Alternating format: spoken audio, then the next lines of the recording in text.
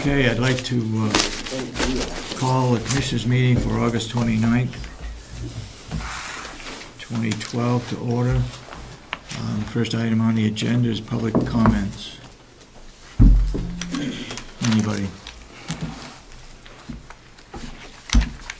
Mr. Babson. Thank you. Yesterday morning we had a, is this the place to report on the jail subcommittee or somewhere else? Go ahead. Or did Commissioner Solomon want to do it? No, go ahead. Yesterday we heard from the gentleman whose company, or the president of the company, has the communication system in the nursing home. Wayne Fuchs. And he probably spoke for an hour, maybe an hour and a half, maybe more than that, an hour and a half, describing what his systems could do. Gave us a vague indication that his cost wouldn't be nearly what was suggested might be from Mr. Black Box. And I could say the gentleman put on a very fine presentation. Probably 90% fact, 10% acting, and he was very dynamic. And as Ed said, you didn't know whether he was refereeing a ball game or whether he was speaking. He was waving his hand so much, but he really did an excellent job. Is that on film? Yes. Yes, it is, and it's worth watching. I personally, I don't know much about phone systems, but I was amazed at how far we've come with phone systems and what you can do. I think, and Commissioner Solomon can back me up, I think, he suggested when we go out for quote that we take a recent request from quote, I think he said it was Meredith, wasn't it, Dot? Belknap County. Somewhere. Yeah, it was somewhere over, Belknap County, and use that and tweak it.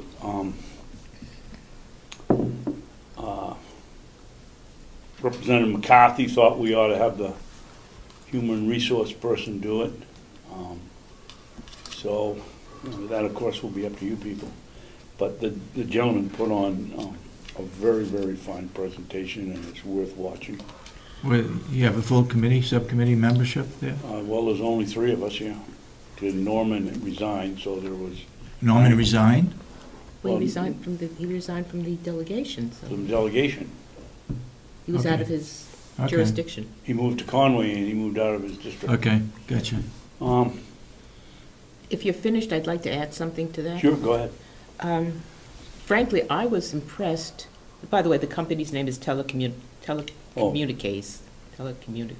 Teletechniques. I can't read my own handwriting. But what I was impressed with, and correct me if I'm wrong, I thought he said something to the effect that his company doesn't get rid of parts. That's the issue that we have at the present time, is that there will not be parts available if something should break in the present system. And he said something to the effect that they continue their parts for 15 years, and then you could always find them somewhere if that were necessary. And he also said, you're right, that there are parts available for our system, that he knew where to, right. He knew suppliers that warehoused the parts, and you could get them. And I did look into what he was saying was that, or what Jason perhaps was saying, was that the need is not so much to have the same system that is in the nursing home, but rather he would find it better to have a system that was compatible to the sheriff's office, to the county commissioner, the county commissioner's office, the administration building. I spoke with our office. We do not have a contract, like it's a yearly contract for anything that we use. I just spoke with Jerry, and everybody in this building has a different phone system. So if we were to do something in a unified manner, we would have to get each of the other people, the sheriff, the attorney, and deeds, to buy into this one system. But he did recommend that you do it slowly, you do it piece by piece, and you do it as the need comes up, and he suggested that maybe this would be the time to also look at the, besides the jail, the administration building. Now, I didn't think to ask when he said the administration building whether he meant next door, or I don't believe you'll ever get the sheriff to agree to anything. They've always wanted their own system. Maybe we can, and if they could, that would be a big help. But I don't see them. I see the administration, these people on the registry of deeds. I think he was talking when we said the administration building. I'm guessing he thought we meant all of the people over here. Oh, absolutely. And I didn't think about that until I got home, and we should have said, what do you consider the administration building? When you say this building, different departments have different phone systems, Mhm. what do you mean? How different are they? I tend to believe that the sheriff's office is completely different. That's what I got out of it. And I don't know about the... You mean as far as communicating with other departments within this building? Or Yeah. what do you mean? Or with their own people and with They have Who's supporting their equipment? yeah, they have a different system. just different system, different requirements, different number of lines, whether it's voiceover or whether it's copper line. The whole thing is a mishmash throughout this complex. And I think we're moving in the right direction by trying to slowly bring everybody onto their own system. How much is it gonna cost? He didn't have a price, but I mentioned that the competitor had said somewhere around 12 to 15,000 was my recollection, Just for the jail? just for the jail, Yeah. and he said it would be, I think his words were, I think you'd be surprised to find out what my price would be. Which would mean it'd be lower, Yeah, You hope. I would hope. yeah. Well, he certainly wouldn't be bragging if it was gonna be higher. Well, I'd be surprised. But he had two phones that he'd come in with, and he came in with one of their magic black boxes and had it all set up and a couple of fake numbers so you could demonstrate how the calls work. Really? You can fax with it, you can take the email, reads the email, saves the email. He had it all set up so we could see how it worked. He did an amazing job. Very What's the informative. I don't mind my asking. Mr. Brown is Where are next. they located? Gilmington. Any further discussion on the phone system? Do you have something on a phone system? No. Okay, go ahead, I Mr. want Owens. to remember that we just did a brand new phone system at the new nursing home. So we went through a pretty extensive construction discussion on that. Mhm. We did run a conduit from the new nursing home to this building so that we could interconnect. So Yes. making sure, and that there are significantly more phones there than any place else in the county. So making sure that that is integrated into the system, I think would be important as well. We laid a line also to the old nursing home, Right. right with the heating pipe Right. trench. You're going to Okay. tear that down, so it doesn't really matter. Well, it could be the pipe to nowhere to go with the bridge to nowhere. Any further discussion on the telephone system? Oh, by the way, yes, just to let you know, the system that he's talking about is a Samsung system. Yes. And they just lost a So their suit. prices are going to go up. No. Plus that big lawsuit. Oh, yeah, that's right, but that was on the computer end. I'm a little concerned about the comment that was made at your first meeting with the Black Box Company. I think it came out of there by one of your members that we could use money left over from the new nursing home bond Oh, yes. to pay for it and do the whole system completely rather than do it partially. My concern is that a permanent capital expense or is it a non-permanent? Can we use that money? Because it has to go for a permanent capital expense. Why And I would, don't know whether the telephone system is a permanent one or is it a non-permanent. Go ahead. would you not put it in the jail in the budget for next year and just Well, budget it piecemeal as we go along as we need them. I'm just saying what I heard from, that it was the possibility of taking it out of the bond. I don't know if that's a I don't remember possibility. I hearing think it that. has to be a It was- permanent. Was that the subcommittee meeting, or was it? Is the it your delegation? subcommittee meeting? I don't remember Yeah. that discussion, but, Okay. Do you have Didn't I? minutes of your subcommittee meeting? pardon me? Do you have minutes of your subcommittee meeting? Yes, I was the chairman and the clerk, and you make the minutes up, and they'll Okay. be more like a former commissioner's minutes. It'll be, we met, we listened to Mr. So-and-so, and we adjourned, because that's all we did. Like last week's minutes for this, Huh? like last week's minutes for this meeting. Any further? It's hard. It was so technical, David. It's impossible, you know, that somebody in this delegation ought to supply a secretary for these meetings, because it's impossible. Dottie can tell you, he was firing information Yeah, 100 miles an hour. That's all I can say is we listened to his presentation. Yeah. I took some minutes, some information, not minutes, I just took some information down. But I wouldn't say, at some point in time, I just gave up. Yeah, that's what I did. Okay, that's a delegation problem, not a commissioner's problem. Mr. Brown? Excuse me. The week before last, it was reported in the paper that I was Commissioner Kenny's mouthpiece. First off, no one tells me what to say or tells me what to do, so for someone to put out there that I'm Commissioner Kenny's mouthpiece is laughable. But while the corruption is still rampant here, I will be the spokesman for the people of the county. Thank you. I take offense at the word corruption, if you don't mind. Well, I don't. Well, I do. Well, That's too bad. unfortunate. You've gone on unchecked forever, and now people are asking questions. You don't like it, that's too bad. Okay. Asking questions is one thing, calling people corrupt is quite another. There is corruption in here. That's your opinion.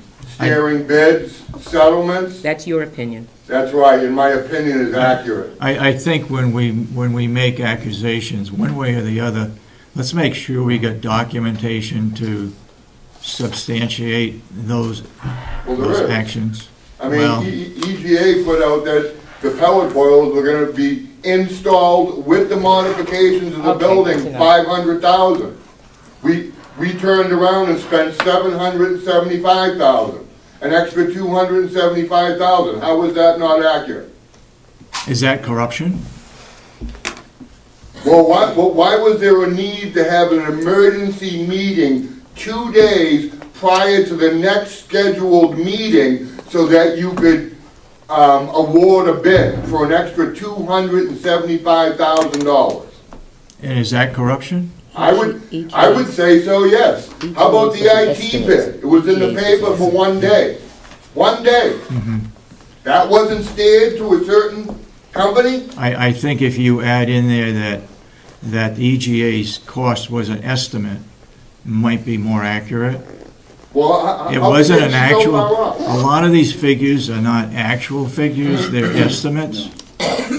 Now, hopefully, those estimates are high so that when we do the final billing or pay the bill, it's less than the estimate, but all they did was put an estimate in the figures that EGA presented.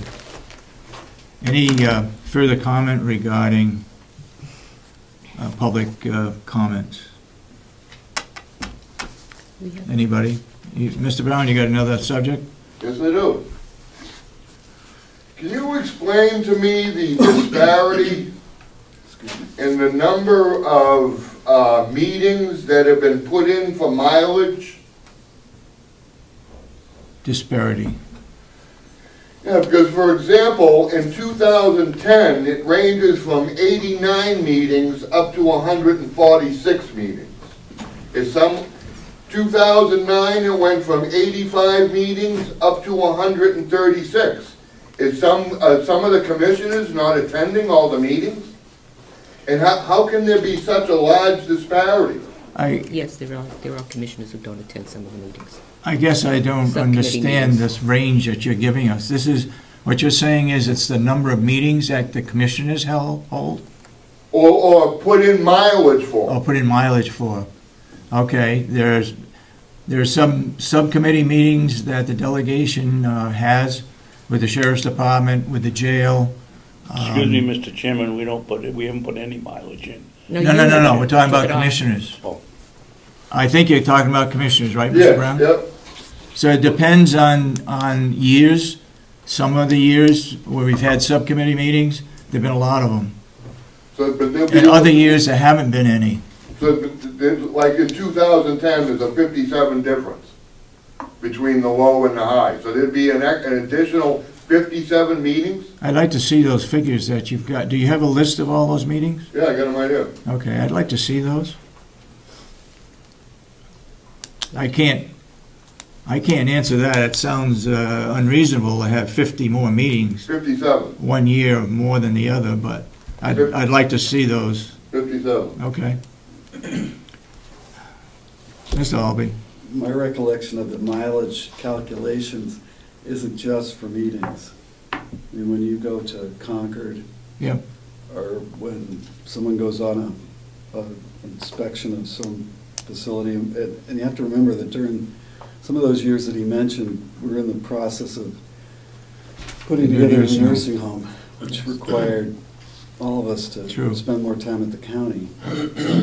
I think it's not just the number of meetings with the delegates or meetings with the commissioners that are counted in those figures. You're right. During the building of the new nursing home, there were a lot of meetings that were held with the building committee, as well as with the subcommittees, with EGA, with Bonnet Page and Stone. That could account for a lot of those meetings that particular year. I was the year before. 85 to 136. What is the But year if it before? has building meetings, you would list it as building meetings or subcommittee meetings, so Well, it would be in there. Oh, Yeah. so where are these numbers coming from? I don't know. I'd like to see those when And we get a then chance. the other problem was, what I found was, one particular commissioner, just for the most part, other than a few Concord and a few Mount Washington, all it says is office, office, office, office. That's it. So if that's the case, Except you then did can that. we go back and go by, then we can go by the dates and say, okay, office. What official meeting? Because, you know, I think if, anybody could put in anything. Just put office and, oh yeah, I was here for this, or, okay, then let's go back and verify. yeah. Office is Let still building. me give you an example of what I did last week. I came down Friday, and I did charge mileage for it. There was no meeting, but I came down to prepare for the union contract for Monday's meeting. I had to work with Kathy Gary to find out exactly what the figures were, to make sure they were straight. So I did charge for that meeting. Normally, I put in there commissioners' meetings. I haven't filled that one out yet, so I haven't put that in. But I think there ought to be a reference to what you're coming here for, because if you just put office, are you just coming to visit? Like I say, I always put commissioners' meetings, or if we go to Concord for the New Hampshire Association of Counties, I put in there Concord. Okay, somebody, yes. Do you still have 3 empty beds in the nursing home as you did last week? I don't know. We would have to find out from report, and we don't have a report today. I don't know. We had 3 empty beds last week? Yes. I think there Okay. were 2 deaths last week, and I accounted for that, and one person was sent to a hospital. All I know is there were 3 empty beds. Mhm.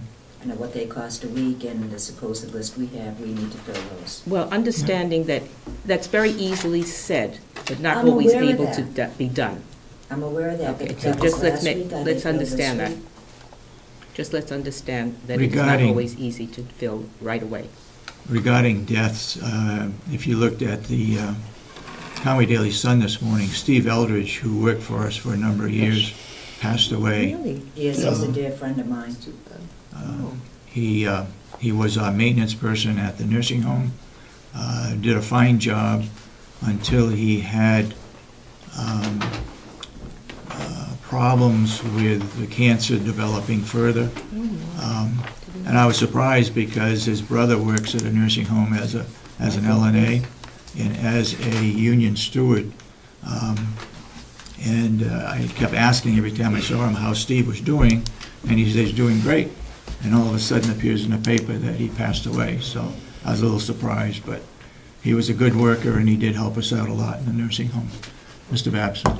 I'd like to suggest that maybe the 3 beds empty for a week isn't as bad. Ms. Maloney had been around here 2 or 3 years ago. There had been an occupancy of 97 beds out of 103 all year long, not one of them being used for a storage cabinet.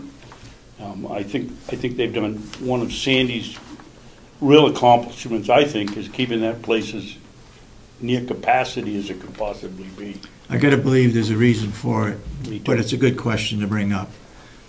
Yes, we probably could go a couple of days without filling a bed because of somebody leaving and trying to find somebody that'll come in. Sometimes that somebody, for example, I had a call here last week about a person who wants to be into our nursing home. He was offered it in January. He wasn't ready to come in January. Shortly after that, he had a failure and ended up in a hospital and so forth, and now he's back on the waiting list to come in. So I agree, we're losing $275 a day. We can't afford to do that. Right. On the other hand, there must be some good reasons for it, because you're right. 4 or 5 years ago, we had 96 beds filled, 7 empty beds. Consistently, every week. Oh, yeah, oh, yeah. And I don't believe we had 103 at all. Ever. Well, one of the rooms was being used for storage, was the testimony. Yeah. And let's talk about the times, all the time that we have had 103 beds filled Exactly. week after week after week. So let's not gloss over that. Well, there's got to be some reasons. Somebody else had their hand up. No? We're still for public input. Yes, Ed? Can I have a report on the September 11th minutes that Conway Deli's son Damon Steer was asking about? Are you referring to the closed minutes? Yes, just a report on it. There's a report on it. No, do you have a report on it? They are sealed minutes. That would be my report. Okay. Thank you. Mr. Rich, are we going to continue with the Cybertron contract? I'm not. I'm just here in case the commission has any questions. Commissioner Kenny had mentioned a couple weeks ago. The only question for now I have, the $43,000. Yes. About the fiber optic line. You just give me something. I didn't get the actual receipts though. That is what I was looking for. Receipts for what? You just write Cybertron and you put $43,000 and just a couple things what you put in. What I provided you was an itemized detail of the invoice. It was not itemized details. The actual receipt, how much everything cost, I didn't get that. The invoice I provided you last week showed what we charged you for each and every item. And that's, a copy of that is available in the business office here as well. Yeah, but it is not a receipt how much it costs. What it cost me The is fiber my line, business. the fiber line and all the other things. Fiber line, we do Yeah. not do the fiber line. We put in fiber transceivers to connect the fiber line, but the lines themselves were installed as part of Consolidated Electric's work. We do And not all the install the different lines. parts, I don't see that. You said it's itemized, I don't see it as itemized, it is not there. If you give me a few minutes, I'll go back to the business office and get another copy for Yeah, you. but the receipts, The receipts from what? how much it actually costs. What it costs me is my business, Commissioner Kenny. It's called free enterprise. So you just give just a price out there. Well, I can go through, if you give me a Because chance, Commissioner, if you give me a chance to prepare, I have all the information as to what the manufactured suggested retail price of each and every one of those items is, and I can guarantee you that every last one of those items that we sold was considerably less than MSRP. Be happy to put together a presentation for you. That's good. Okay. Because this never went out to bid, and I think it should have been gone out to bid. What? This thing, in the nursing home, that line what he put in for $53,000. Well, it depends on, It doesn't depend. It should have been gone out to bid, and you just gave it. all electrical you just- work was a subcommittee, Yeah, and but that was he- put out to He bid. put in the fiber line and IT that the IT people are probably going to put in. But you just give it to that was him. It his- should he was have under been gone contract. out to bid. Consolidated Electric put the line in. He was under contract. No, at he the put time. it in. He charged $53,000. You didn't put the line in. We didn't put any lines in, no. What we put in was the infrastructure equipment, switches, wireless equipment, in order to connect the entire nursing home together. Yeah. Yeah, we but put in. that should have been gone out to bid. That would be a question for whoever ran that department at the time. It was not, had nothing to do with me. I was asked to give a price. I quoted the price. I participated in the planning throughout the entire process. I helped design it. We put it in. I provided the equipment. I feel that I gave the county a fantastic price. I'd be more than happy to back that up with actual information, hard facts and figures. I don't see where as far, whether it went out to bid or not has nothing to do with me, Commissioner. Okay. Okay. May I, If you'd like me to put together that information, I would. I will mention that I will be unable to attend next week's meeting, but 2 weeks from now, I will be happy to come in with all those figures. I'd just like to go back to Mr. Comeau's question regarding closed minutes. There were no September 11th closed minutes. 14th and the 21st. Did you mean the 14th? It may be the 14th. I think the 14th, I went back to look at the 14th. I think the 14th we can release because I looked at the motion and the motion said contracts and it's actually unlawful. We never actually been into non-public for contracts in the first place. We do? We have in the September past. 14th? I don't know No, about that I one. checked it again, September 14, what is in there, and checked the motion, and there was actually no contracts in. Well, there were attorney-client privilege information in there. There was, There was information about specific people in the jail. There is a portion that can be opened.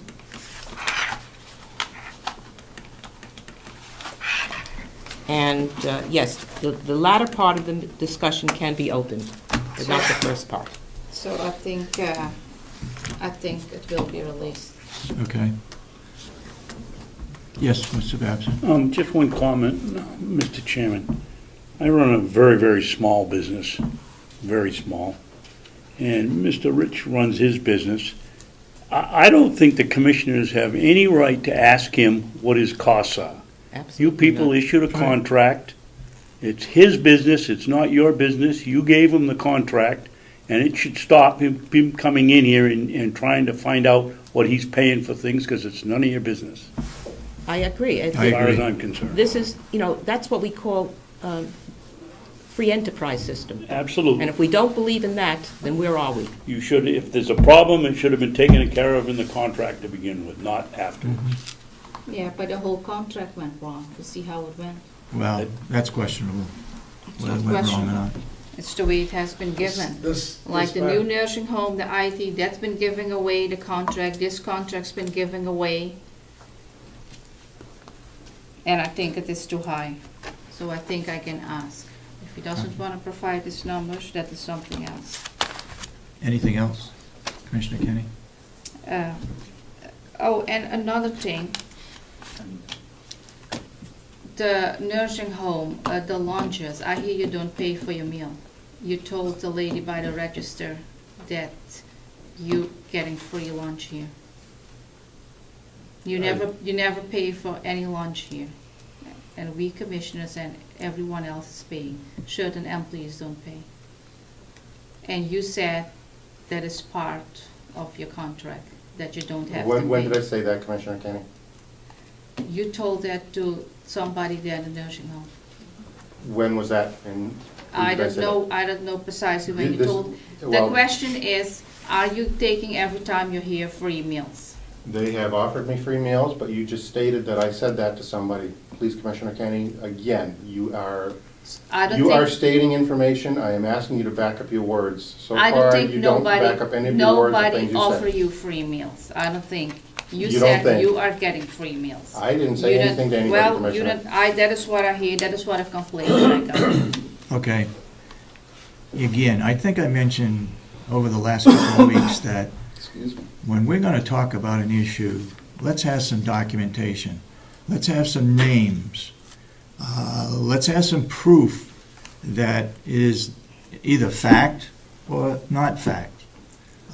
Otherwise, it's mute. We shouldn't even be discussing it. So please back up whatever accusations anybody has to say with documentation, something in writing from whoever it might be. Mr. Rose. Well, that just gets back to my comment from last week, that I think we should formalize any comments that need to be brought before the board and eliminate this interchange. Yes, yes.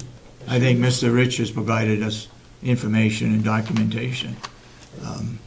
I thought we had ended that discussion regarding the IT contract. It is signed, it's a 3-year contract, it's over and done with. We don't have to bring it up again. Thank you. Anybody else got public input? Yeah, and Mr. Rich, if you have, you said you have any paper, whatever you're going to give me, you can't just leave it on my desk or leave it in the office. You don't have to come at a meeting and just hand it to me. You can just leave it there. I want to quickly talk about the budget. I passed out a sheet on Monday, a draft, and I gave you a copy of it. There are people out there that are saying that our budget is out of control. Our budget is not out of control. When you look at 2010, we requested less than what we did the previous year by 0.64%. It's down. If we look at 2011, it was down 1.86 from the previous year. In 2012, it was up 2.8%. As you remember, we had a tremendous increase in the DEAS budget that was given to us from the state. We had no control over that. That was a partial portion of that 2.8% increase. Also, the bond for the new nursing home came in. So those two things account for that 2.8%. Otherwise, our budget that we request from the taxpayers has been going down really the last 3 years. In fact, in 2011, Carroll County that had to be raised by taxes was $12,845,836. That's the lowest amount of money to be raised by taxes from every county in the state. The closest one to that was $13 million, and that's Sullivan County. The next one was Comeau County, was $13,199,000. Belknap, $14 million. We're the lowest amount of money to be raised by taxes in this county than any place else in the state. Also, I'd remind everybody, this document is the annual report. You can get your information from this. It's in every library. It's in every selectman's office. So selectmen should have this, and it's good information that's in there. That's why we print it. We're required to print it. So if you have any questions about budgets, about reports, it's all in the annual report. One other thing I want to report on, and that is the committee met to look at hiring an administrator at the nursing home. We met Monday at 1 o'clock. The committee was in full attendance, with the exception of the person, Susan Ruka, from Merriman House in North Conway.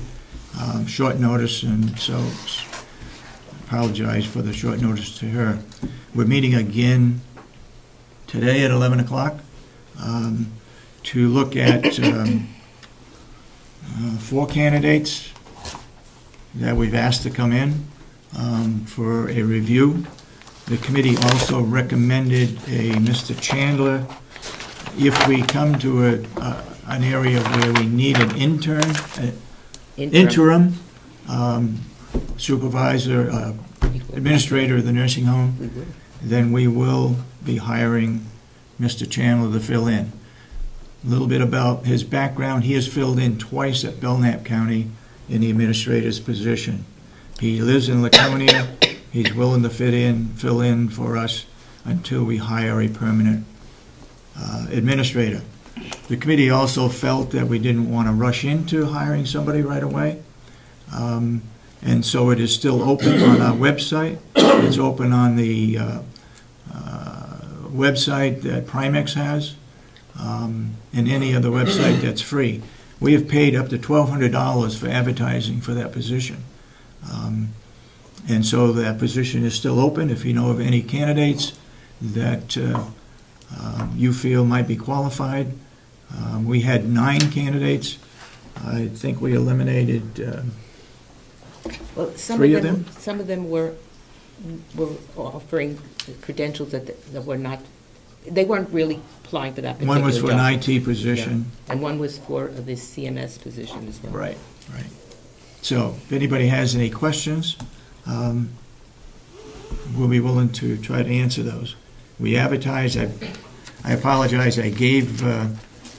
I am documenting, Mr. Brown. I am documenting where we advertise, how much it costs, how often it goes in the paper, where it goes. That is all going into any bids, any job positions that are open.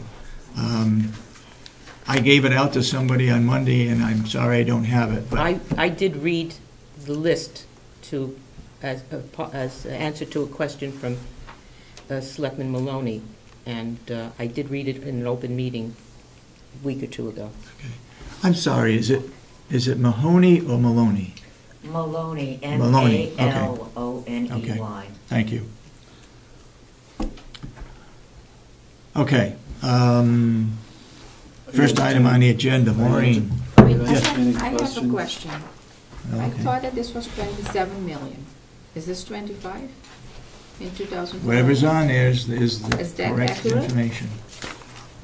I thought it was 27. 27 for 2012. That's right. And not last year? Nope. I thought it was sent something in for 27 million. Check with Kathy Geary.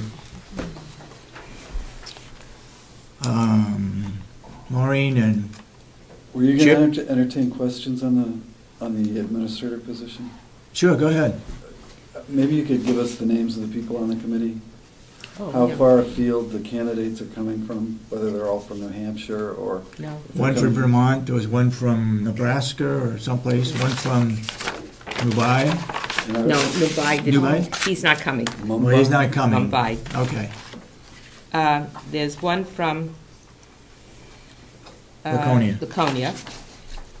I'm sorry, that may not have been. It's not that may not have Laconia. been. No, this one is Massachusetts. This one is from Vermont.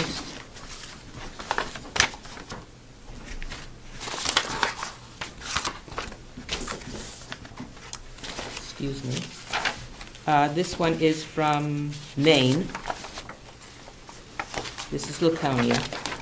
Those are the 4 that were interviewed. Excuse me, one more. And this one, no, those are the 4 we're interviewing today. And the names of the people on the committee? Why don't you ask me that originally, but I could have given it to you at the same time. Sorry. From Vermont is Thomas. No. No. The committee. On the selection Oh. committee. Committee people, sorry. I don't need to know the candidates' names. You'd like to know. The committee people? If I remember right. Let's see, I'll help. Okay.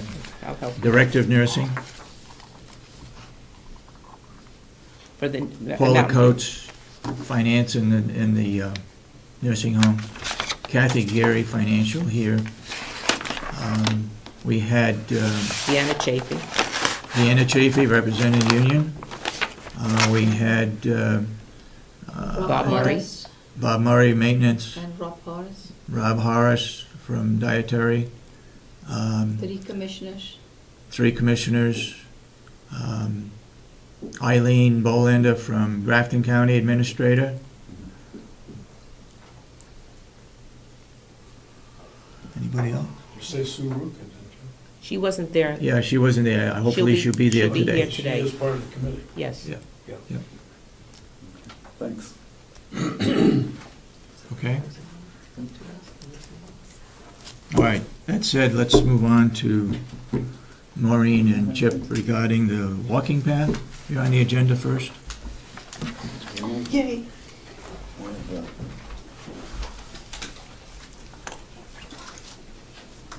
I'm just here for scenery. You get to hold up, Just scenery. I thought you got to hold up the, I'm not gonna hold Yeah, it. you're gonna hold stuff It'll up. be the Vanna White. You're gonna love it. And where does your dress come from? Old Navy. Oh, This is the map of the proposed walking trails that we're helping to fund. Cooperative Extension did the engineering and design. Nothing's finalized, obviously, so we're looking for input for any of you folks that want to wander out through the woods and check out the scenery. Primarily, the gift that we were given was for the benefit of the staff of the nursing home. So this yellow path, as outlined, is more for exercise, whereas the red path, which is more connected to the new nursing home, which is just an outline because we didn't have an aerial of the current facility, is more accessible for the residents. So we're trying to accommodate both groups. Our intention is to ultimately have some stations along the way so that folks can do whatever they do at stations, not being a walking path person myself, and constructing it so that it could be used in the winter for cross-country skiing. can I just ask a question? Any idea how much, How long is this? how long the trail is? I asked you this weeks ago. Oh, okay. You are here, yeah. Okay.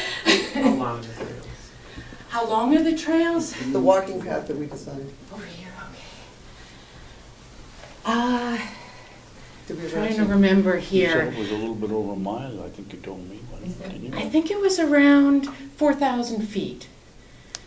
So it's about, Short of a mile. 4/5 of a mile. it's around 3/4 of a mile, something to that effect. I know it's something that, at least the fitness trail is, and it's something that you could walk easily within a half an hour, something, thinking of people for lunches, that sort of thing. Unfortunately, I see it goes around in somewhat of an arc, a circle. Yeah, and, I at won't the get lost. narrowest point, there's a place where we could potentially put a connector, so if you didn't want to do the whole thing, you could take a shorter loop through And there. make sure there's signs there that say this is a shortcut. Yes, So that I don't yes. I got lost on another one of those trails once. Yeah, It's difficult to get lost though, Dorothy, when the Oh, that's what I end is see. out here. That's what I said. Stay on the trail. There'll That's always what be I a building in said. sight. Yeah. Can always call for help. We'll put flare. Why does he stations start and there. stop in 2 different locations? Why isn't it a complete loop? Just because of the lay of the land. It's very close to the parking lot in back of this building that it could be where that big Eastern propane tank is. It comes out there, and it starts in the parking lot, so it's And pretty this is the close to. This is the constructed area that isn't paved. So all of this other area, we have sidewalks that actually connect to this red trail here as well as the porch area here. And there's also a sidewalk around this side of the building. So they are currently walking on the paved areas and out onto the county road and also onto 171. So There's also a drainage way Yeah. right behind this building, and so coming out here, there will be a crossing of that drainage, but as opposed to having to go through a long section of area that's draining water, that's why it came out where it did. It was we have wetland one issues. bridge. Yeah. And it would have been too expensive to construct anything like that. We didn't want to disturb that. Mm. Plus there's stone walls back there.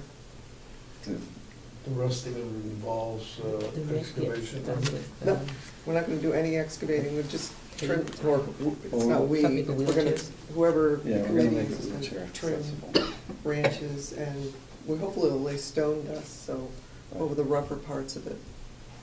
And the red trail, we're hoping that, well, we're definitely gonna make it wheelchair accessible. This trail here will have a more utilitarian surface, and obviously a bridge here. Yeah, we also looked at the Effingham School. There are a number of different fitness stations, and that we want to talk with them more about putting some of those stations in. So you could just walk the trail if you want, but then there are different stations if you really wanted to use it as a fitness trail. And what they've done in that case, and also at the Memorial Hospital up in Conway, is they've found sponsors for those different stations. I was just going to ask that. What's the possibility of getting sponsors to put in one of those stations? Right, and so that'll be something for us to look at, how they went about doing it. And is Melissa here? Yes, yeah, you were very involved in doing the Effingham School one, and so hoping we can pick her brain on how she went about doing that. So. And then the Friends of Mountain View are going to continue their efforts to fundraise as well. And it is a obvious benefit to the nursing home. Hopefully, everyone that sees the process as it goes forward and sees the results will see the benefit of donating to the nonprofit. Has the committee invited Will, the farm supervisor, to look at that trail? Actually, when I walked it with the committee, I would hope that it would go closer to the stone walls rather than right along the edge of the fields. Just because the fields might be expanded in the future. I think if you remember the conversations we were having, this is a proposed trail, and obviously the farm manager has to be involved in the actual siting of the trail. Right. There are also some issues in the woodland portion that we can't get within, I think it's 500 feet of the leach field out there. So, that whole section of it, we're going to have to make sure that we're keeping a distance from that area. I think the other thing that the reason we wanted to do this in a public session is not only to introduce it to county. We donated this money, and we are not going to be the ones that are going to be preparing this trail. You as commissioners need to take this over, and a committee needs to be formed from the employees that work here, and they can take it from there. And we will, as Friends of Mountain View, will continue to fundraise for the part of it that the nursing home residents are going to use. Right. But we're busy enough doing what we do, so at some point you'll have to sit down and figure out, because we've done the hard part. We've given you you've got $4,000 to start. I think Melissa said it was $5,000 to do the trail at Effingham. So you're well on your way. Yeah. And as you form your committee, let's remember the first word. This is proposed. Obviously, the people on the committee and the employees of the nursing home should have a significant amount of input into this. We're just getting it going. We're your startup. Right. Startup funds. We're Bain Capital. We have prepared a couple of these, obviously, and we'd like to leave one here in this building and maybe replace your nursing home floor plan pictures with something more current, and put one over at the Mountain View community. Good. Yeah. Thank you. I think somewhere along the line, it was mentioned to me that why the Friends of Mountain View are involved in this, and regardless of the funding or the fundraising that the Friends of Mountain View does, anything that happens on a complex is the responsibility of the commissioners. And you realize, you just said that basically, you started it and now it's here. So anything that happens as a result of money that's coming in the Board of Commissioners have to approve it all, so. And we, just as a caveat to the hands-off approach, we're hands-off approach. We're more than willing as volunteers to assist in any way we can. If you need any assistance from us as individuals. Yeah. Well, I think there's two thank yous. One is a thank you to the committee that has started this, and another thank you to Cooperative Extension, who has laid out the trail. And now we've got some funds from the Friends. It's a timing type situation where the farm crew can go out and brush out the trail when they're not haying. They're haying today, actually. And so it's probably something that's not going to happen overnight, but it's something that we can continue to work at. I hope that the one for the residents becomes available real quickly. I didn't go on that one, but is that pretty well along so that residents can go by wheelchair according to that red line on there? Well, part of it they already are doing now. They're Okay. utilizing obviously the parking lot and the sidewalks. Yep. That is incorporated into that plan. Okay. But no, we haven't, because I don't think down there that we can, I think it would be too hard for them to go over the field part of it. Yeah, The I've terrain's too talked rough. with Will about, our interest in having some extra mowing done there so that residents, that it will probably still be challenging at first for wheelchairs, but our hope with that trail was to mow it and see how much use it's getting, and then sort of go from there on how quickly that gets developed. But part of it they can access through the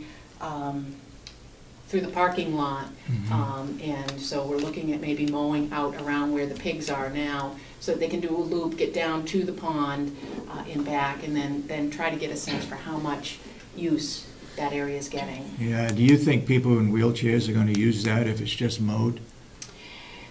How are we going to look at the use of it other than those people that can actually walk? Yeah. Well, I think. I think you need to talk to Susan LeClaire. Someone from the nursing home who's more aware of what goes on and how much outside activity there is with the different residents. Okay. And the other point that I'd like to make is make sure that I'm not clear whether or not that was a pledge from Primex or a check from Primex. I believe we have a check for $2,000 from Primex. I believe that. That was their commitment. I know they made the commitment, and now that we've made our commitment and given our money, I think it'll be easy, if they haven't sent the check, to at least get that money out of their hands. So, Melissa, you got? I was wondering, the resident trail, how long that might be? And would it be more beneficial for all the residents if that portion was completely paved?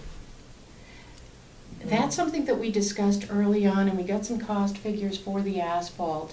What we figured with the $4,000 total, putting in an asphalt trail, we figured, I don't have the numbers in front of me, but I think we could only get between 200 and 400 feet. And so that's where we sort of backed up and said, okay, let's look at the crushed stone option. We can get a lot further with that.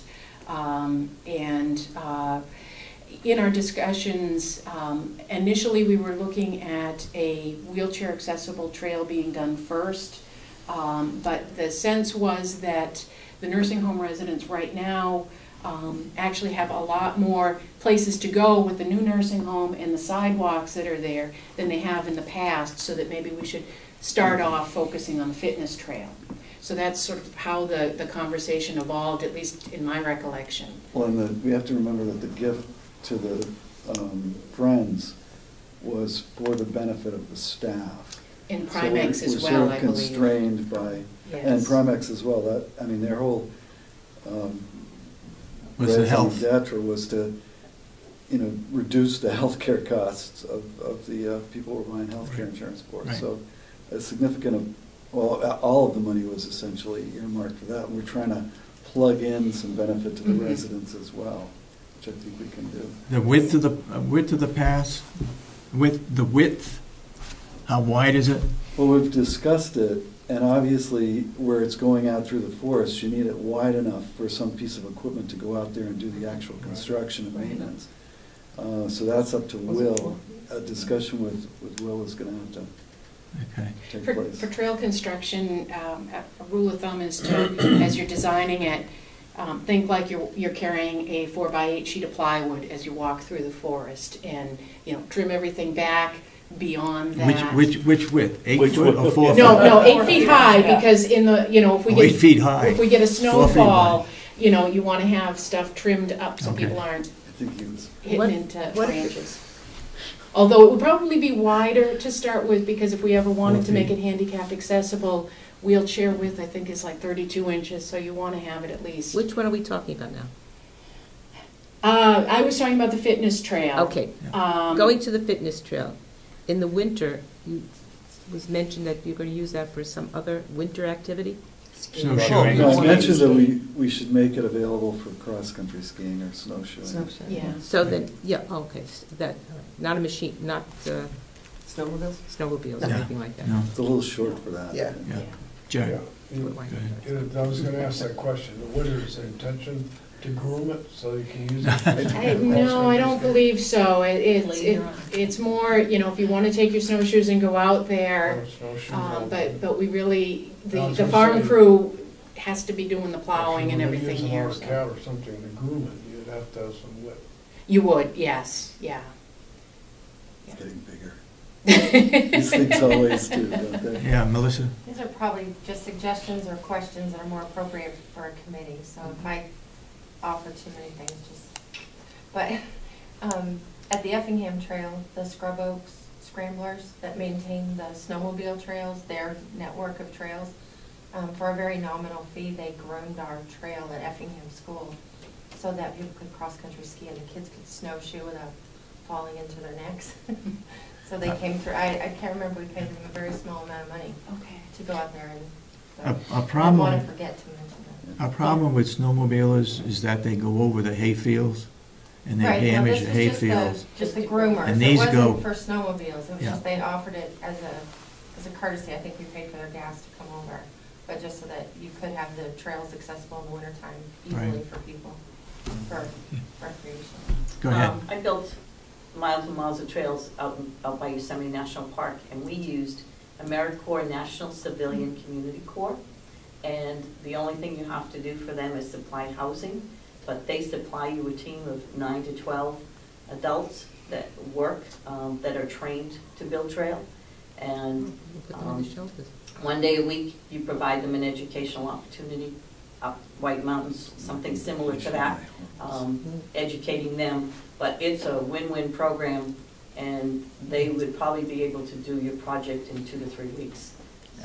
What group is that? I'm It's sorry. I didn't hear that. AmeriCorps, National AmeriCorps. Civilian Community Corps, and I will offer to help you fill out the application. And there's a team out of, headquarters out of Maryland, and it's an outstanding program, and it'd be nice to see it worked here. I've seen it in other parts of the country. That's wonderful.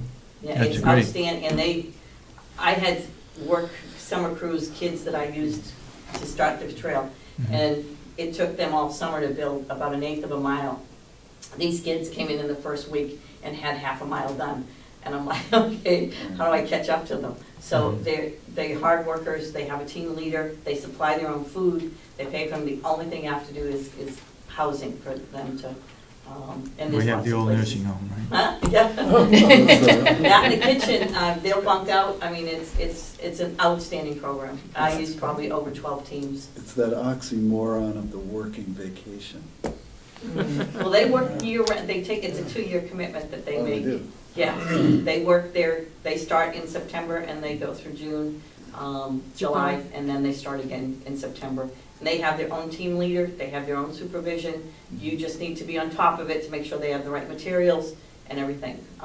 But they'll come with their own tools. They have their cutters, the trimmers, but if you're laying down the stone, the machines and stuff like that, you'd have to help them with. But it's an outstanding program. Yes, they do. I would suggest and encourage you to get an application. We'll need all the help we can get, so. Okay, I'll download it, and if this is, it'd probably be a year from now that we'd be looking to put it together, I'm guessing. What are your forecasts for putting it all together? I would hope we'd like to have something next spring. Okay, terrific.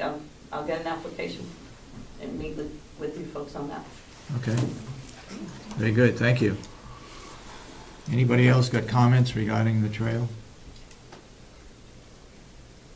I was thinking that there is a place out by where the Eastern propane tank is, where there's a gully. I know Boy Scouts have Eagle Scout requirements whereby somebody in Boy Scouts could help also with a bridge or some kind of something to get across that gully.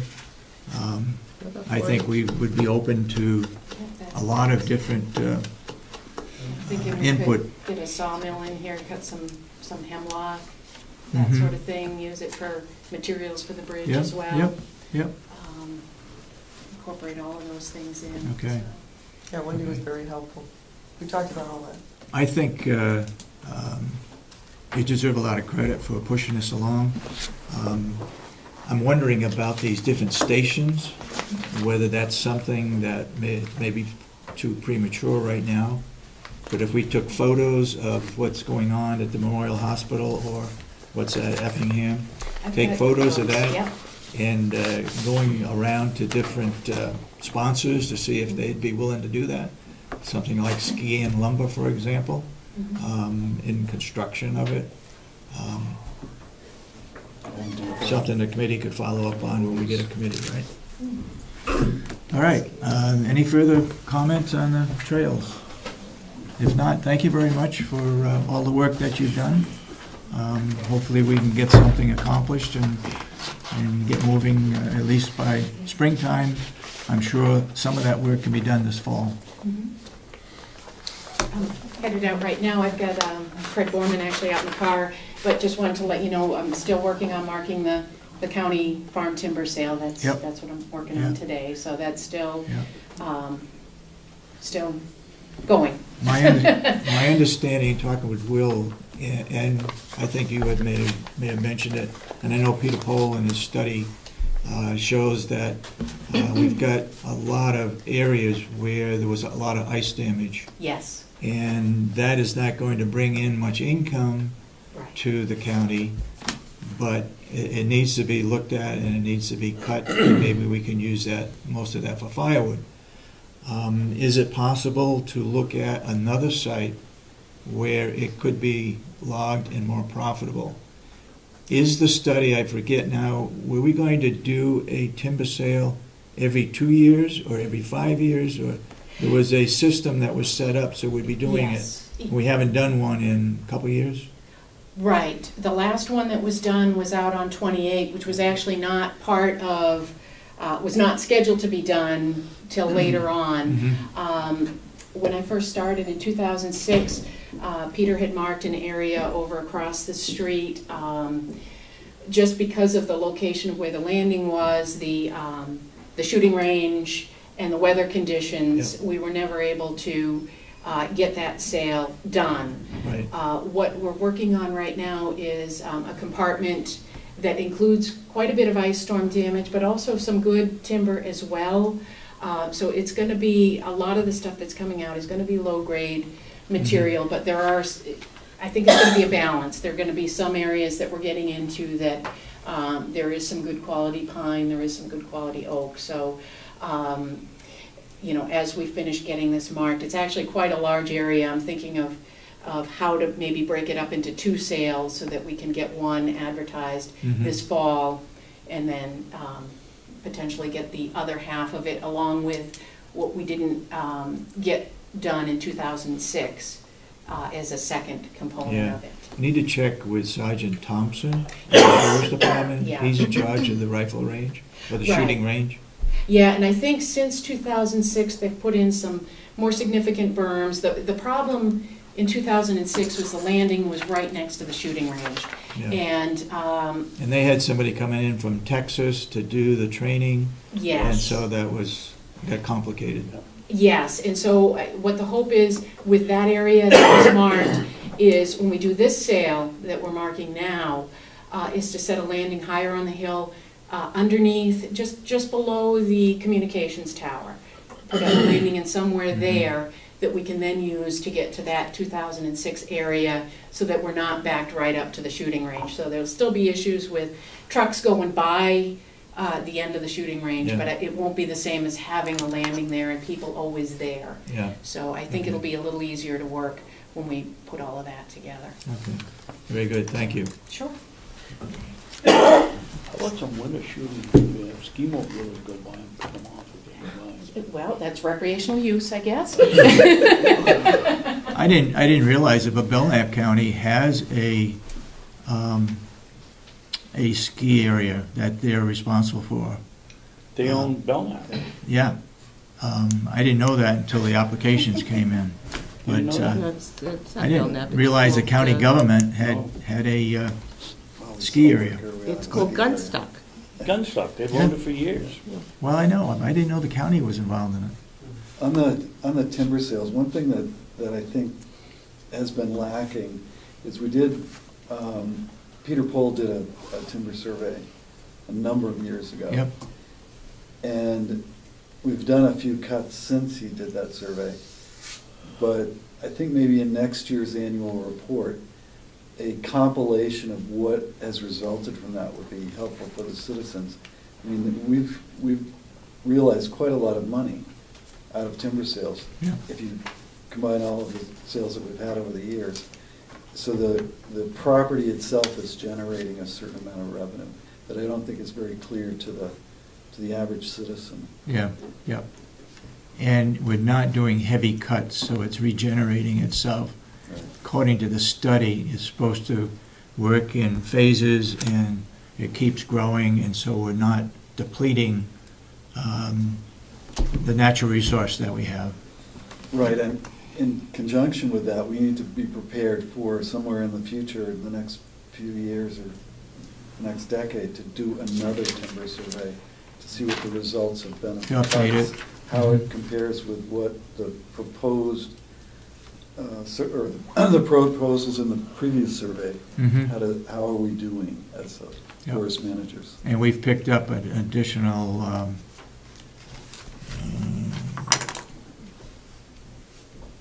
what was it, 20 acres down on Route 28.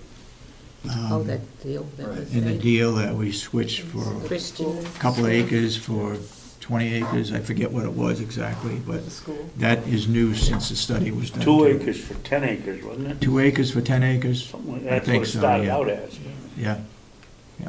All right. Any further comment on, yes? Wasn't Peter Pohl's program survey set up for 25 years? That's my recollection. Or I don't know. some long period. And are we following it?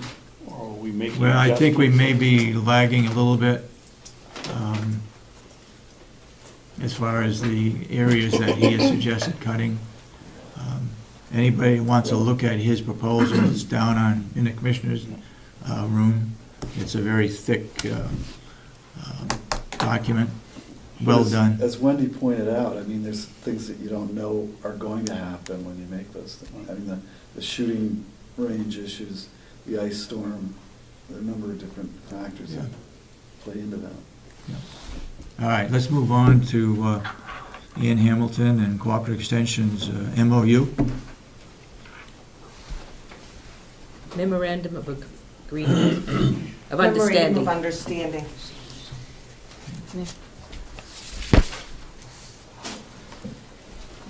And I brought along, this is Darrell Comeau, he's the, I do. well, I'll let him say his title, I get those mixed up. Finance and Human Resources with Cooperative Extension. How long have you been working for Extension? I was Wildlife Extension Specialist in 2001, and then was working with Wendy and Peter actually in 2006 as the Forestry and Wildlife Program Leader. Okay. And then just recently became Finance and Human Resources. Are you involved with with Jim Grady? You bet. And taking over his position, maybe? Yes. He must be ready to retire. I think he is, but we're stringing him along. He is a very valuable resource, as I think you know, to us, and so he's been kind of my mentor still. I did talk with him on the phone just the other day. Right. Regarding the MOUs at the New Hampshire Association of Counties. And I will, as president of that group, I will work with our executive director to see that that takes place, and it will take place up in North Conway when we have our meeting in October. That's great so to hear. I haven't followed up on it. I just talked with him on the phone. Yeah, yeah. Yesterday, I think it was. That's the okay, go ahead. I'm sorry. As I mailed, I had called and talked to two of you, and I left, Usher was on vacation, so I left her a message. And I emailed you a copy of the Memorandum of Understanding, the same as the delegation. I do have, I'll leave one extra copy. I forgot 3 extra copies of that. I have the original and 1 copy, but for anyone that would like to look at that. Basically, the changes, or let's say every 6 years since 1957. Well, it wasn't every 6 years, but the first one was signed way back. Signed by Gene Representative Chandler's father. Exactly. From up in Bala. Absolutely. That's how long ago it was. I think it's still in your file, because I had it when I was... It's probably still in my file. Right. Because those have moved offices a couple of times.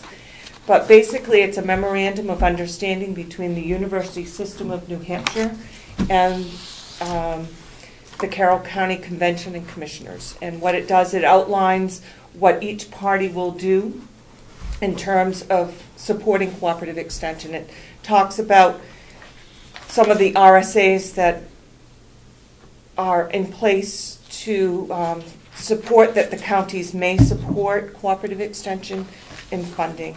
So with that, we've done we do have extra copies of this. This is, if anyone wants a copy, Daryl brought a few. This is based on the UNH Re-Extension Final Report, Reinvent, Reconnect, and Reinvigorate Cooperative Extension. Due to our budget cuts at the state level, we've reorganized cooperative extension to be a stronger organization. And we do have extras for the public here also. Basically what it does on page 2, it outlines what UNH Cooperative Extension will provide in terms of supporting cooperative extension. And then on the 3rd page, it talks about what the Carroll County Convention and Commissioners will support. And as I went over on Monday with the delegation, it's to give consideration to the support of UNH Cooperative Extension as its current practice and as outlined in the report, and to ensure that county government will afford full and timely opportunities for communication with UNH Cooperative Extension, and to provide a representative of the County Convention and Commissioners to serve on the County Cooperative Extension Advisory Council, which Commissioner Solomon does at this point, serve as the commissioner rep. And then it will also talk, it also goes on to talk about how the Carroll County Extension Advisory Council and our chair, Noreen McDonald, oversees, along with the county office administrator, oversees the funds that come in. And Daryl will talk a little bit more about some of the changes that will be going in place with the funding. So, and as it talks about that each party, every party has to do the agreement that with 6 months written notice to the other party may cancel or support the report, the memorandum of understanding. It's signed by the chair of the Carroll County Commissioners, chair of the Carroll County Delegation, which Betsy signed on Monday, Representative Patton, Dean and Director of Cooperative Extension, the President of the University of New Hampshire, and the Carroll County Extension Advisory Council Chair. With that, I don't know if you had any questions that you we sent. That I've got a couple. Okay. Does the council treasurer sign the checks? Currently, our council treasurer, Ralph Lutchen, signs the checks. Are there 2 signatures on the checks or just one? Just one. What we do is we have a system by I approve the vouchers. Except for any check that's made out to me is approved by Wendy Scribner, because she's our 3rd signer on the checks. It's Ralph, myself, and Wendy. But anything, of course, to me is not, I don't sign the voucher, or Ralph signs those, and he signs the checks. And Betty Lou Canty Right, I was gonna say, oversees the books. She prints out the checks that he signs, so Right. it's not him taking the vouchers and doing it, we have, and that program's gonna shift and change. Yes. And go to the university. We'll be printing those checks and sending them out in the future. You want to talk about that? Yeah, I will. That's kind of the next topic, if you want to talk about that. It's kind of a side topic from the MOU, but the MOU is a topic in and of itself, if you want to do that first. You have any question? As a member of the council, have you talked about this? No, because we haven't met this summer. That's a problem, not meeting in the summertime. I think you guys should meet every month. I think there's a lot of stuff that could be handled even through the summertime. You may not have full attendance because people go on vacations, but I think there's a lot of things that need to be done in Most of it was our Cooperative farmers Extension. who asked for. What's that? Most of it was from our farmers that asked not to meet because of their schedules and trying to get their busiest season through.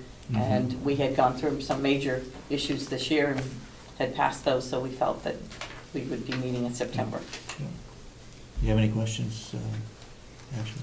No. And also, we had discussed the MOU earlier in the year. I think both April and May. And Jim Grady's been attending our meetings, so we have been kept up to date. Would to settle this MOU, would someone on the board make a motion to approve the chairman of the board to sign the MOU for Cooperative Extension? Yeah, so move. You move? Yeah. I will second that. Move and second. Any further discussion? If not, all those in support of the motion say aye. Aye. Aye. You get the unanimous, and you've got the original? And I have the original. Okay. Then we'll send it down to Noreen, and you have the distinction of being the first county to finish signing it. So, We're a thank you. distinguished county. Pardon? We're a distinguished county. Yes, we are with that. Thank you. I signed the one in 206. Is that right? On the other line? No. Same line? Well. 29.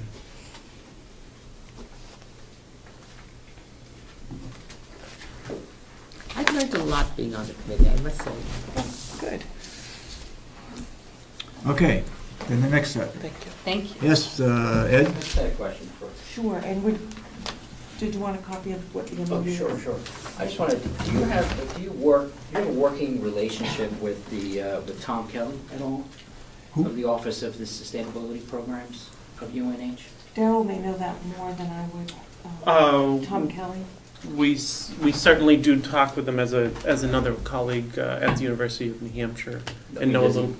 What's that? And know a little bit about his programs. Do you collaborate with him to do what you specifically do?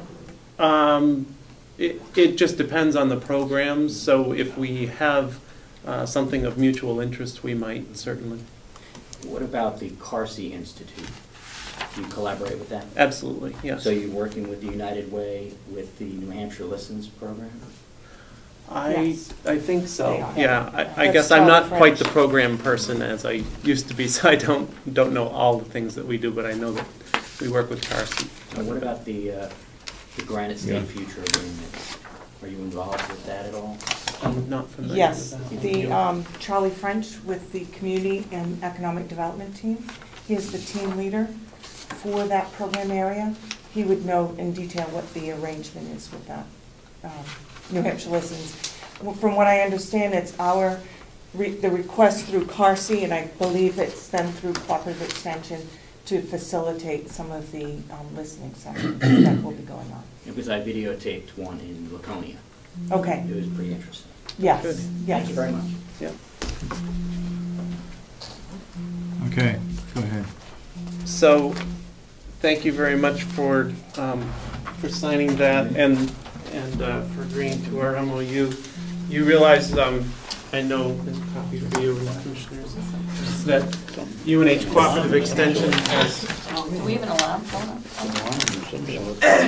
No, it's somebody's phone. What? There was a sound. Somebody's phone's on vibrate on the table. Is it yours? No, it wasn't mine, but it reminded me that mine was on, just in case.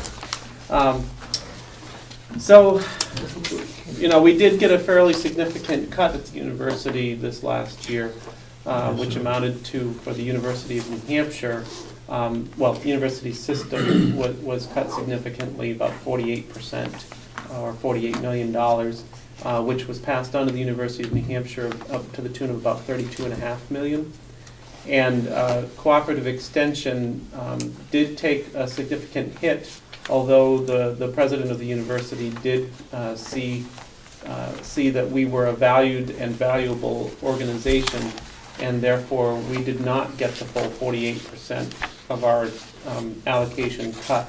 We did receive a lower percentage cut than other units on campus, and partly that was because of our value, but also because we had a higher dependence on those revenues coming in.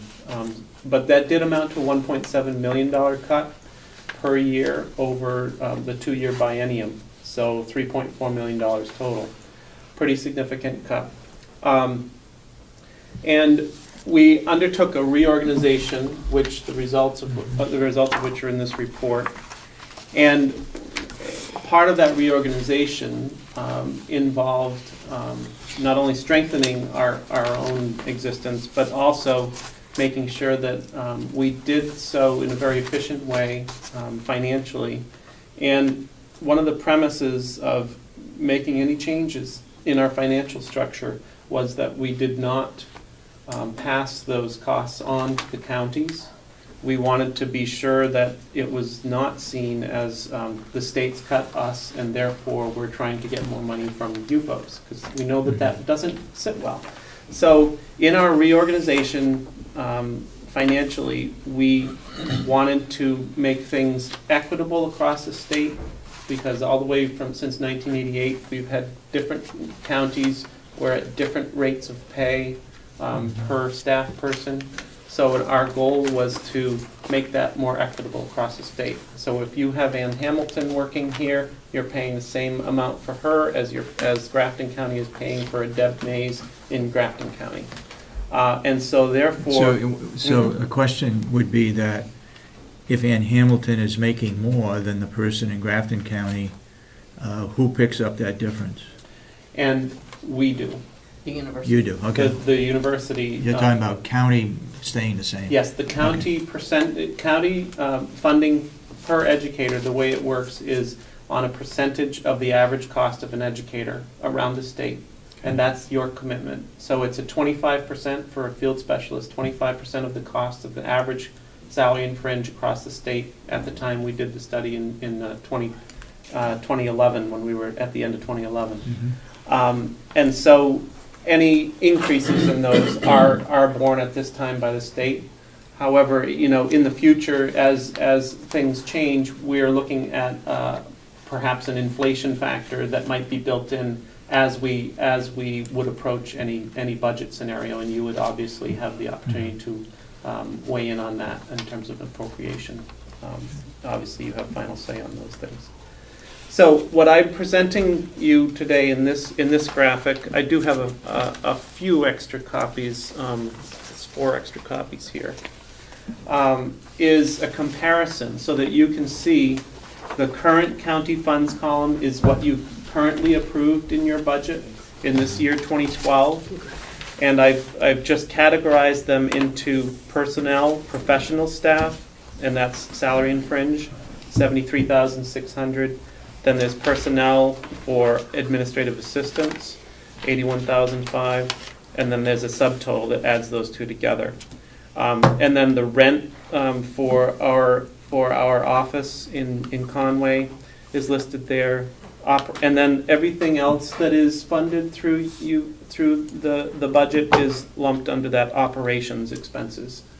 So this is just categorizing the existing funds that you have authorized and appropriated, $230,781. And next to that, the next column over is under the county re-extension budget.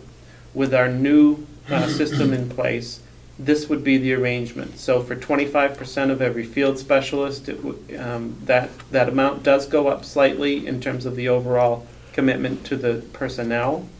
However, it goes down in terms of our personnel with administrative assistants. We did recommend and had a reduction in our staffing from 2 to 1 in our administrative assistants. And we have added a half-time program coordinator in 4-H so that we can do good work here in the county related to youth. However, where you'll see the savings is in the operations expenses.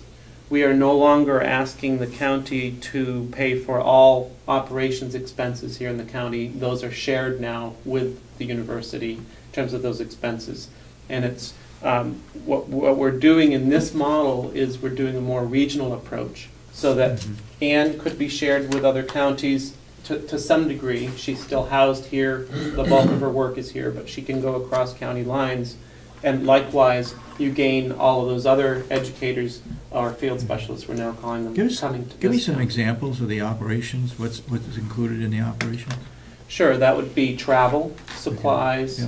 Okay. Those are the big categories. And equipment. Equipment. And telephone. Telephone. Okay. Electricity, utilities?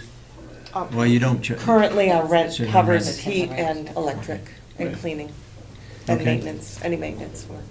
So, so the bottom line is, though, because of that sharing that's going on, and the details of the sharing are under Goal 7 in this document. We did provide that in writing in this document under Goal 7. The bottom line is that we are able to ask for a reduction. We would be asking for a reduction in our funding from the county by about $5,000 in this case, a little over $5,000 reduction. And so we see this as a sustainable budget going forward, and each year it would not be expected to be volatile and go up and down. Mm-hmm. It would be only perhaps slight increases that would be asked for that are not out of line with any other department that might be coming forward. So this is what we're going forward with. We would be asking, making our budget requests going forward for next year, for 2013. During the budgeting process, you'll see this and have a chance for input as we go through that. 2 quick questions. The support staff. Yes. They're going to be controlled out of the university? Yes, as they currently are. Is that true for all counties? We are working on that. We have offered that, and us to be the employer for all administrative assistants. In Carroll County, as you may know, we have had that situation for a long time. Belknap had recently joined the university as a university employer, and Stratford actually recently as well.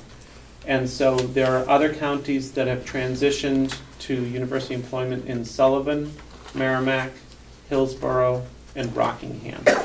If that's the case, when the university gets a increase, which who knows what's going to happen from now on, but when they give an increase to the university employees, does the support staff get that same percentage? Yes. The percentages are allocated across the university. Who yes. picks that up for county? And that's why that's part of our rationale for doing this re-extension model, is so that we don't have those types of issues when we come time to budget, because it's also based on an average salary and fringe rate, and any increases would not be tied to salary increases.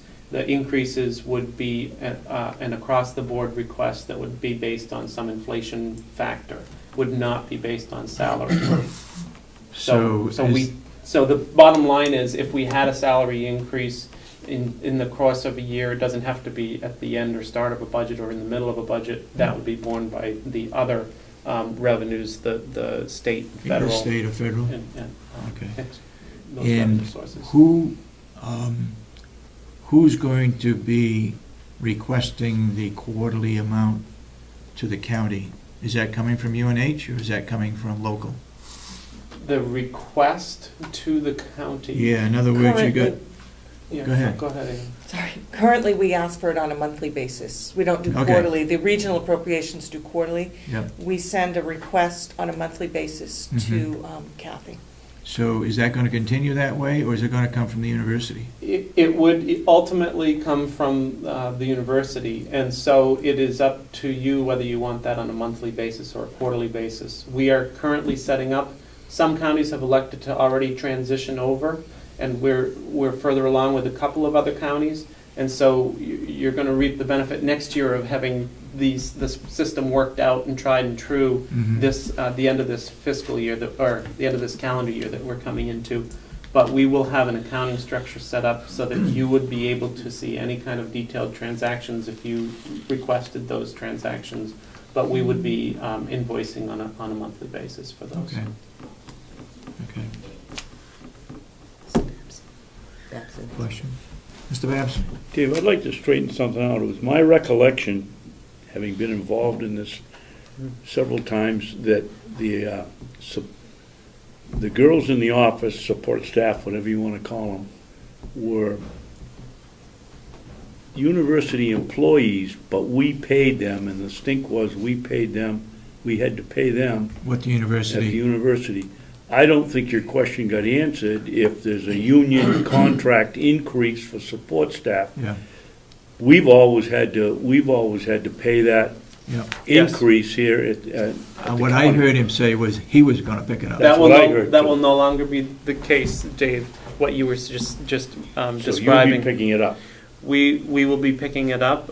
You will have a known, and the cost here is $53,999. You will have a known cost for the salary and fringe that is based on the average salary and fringe of administrative assistants, and that will be a known cost. If there's a salary increase or that sort of thing, the university would have to pick up any additions that are above and beyond that average. Okay. Go ahead. Just an observation. You took an enormous hit on the state budget, and I think part of that, or part of the dynamic that seems to be in play, is what value are you adding? Looking at your plan here, I think one thing that I would suggest might happen, and I don't know whether you can do it or not, you might have to have an intern do it, but everything you do has a value. And if you're not doing it, someone else is going to do it. If we want to do a timber sale here at the county, and we have to hire someone to come in, like Wendy, and walk through and establish the sale, that has an actual cash value. Right. I think if you take all of those instances where you are assisting farmers with their agricultural needs, all of the social services that you're providing, and put an hourly value on them, so that when you make these reports, you're charging the county $225,000. Are we getting $500,000 worth of value? Are we getting $100,000 worth of value? I think what you find is that we're probably getting $750,000 worth of value. And if you can present that to the delegation and that to the citizens, I think it takes a lot of the weight off of your, and it takes a lot of the ammunition away from Concord as far as whether or not government provides anything. Right. Very good point. And we intend to do a better job of documenting our economic value to the county. But we also have an additional public value, I think, that we bring to the county that is a non-economic There's always value. going to be intangibles, because some of these things are just... The tangibles is what you're saying. We need to document better. But I think the tangibles are there. Yeah. I mean, what we just heard from the presentation from Wendy this morning is she walked in to drop something off at Ann, and she spent 30 minutes here with the trail, and then also with the forestry. Right. And Ann was in Wolfboro last night doing preserving your farm crops last night, preservation, and excellent turnout, and people were just applauding away. But that's after hours, it's time, it's and very valuable. So I think it's a very, very good point, is where are we making a difference? Mr. Babson. I can see the delegation poking a hole in Mr. Albee's suggestion right away. I would think that yes, your suggestion would be very good if it were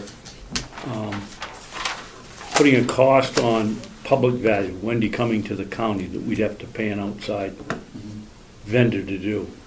But as far as some of the social services, the first thing certain members of our delegation are going to say, well, that should be done by a private. And we shouldn't be able to count that because it should be done by a private concern. And the counter would be fine. Let's have some private company provide bankruptcy counseling instead of having the Cooperative Extension Service do it.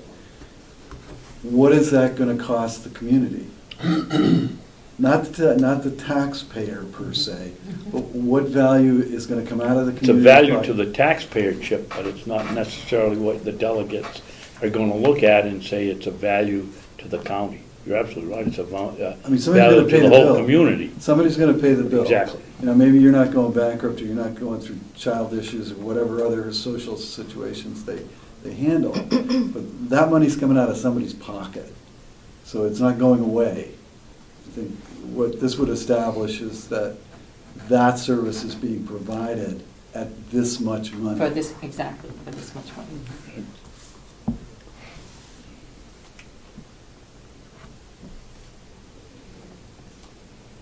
Anything else? Any other questions?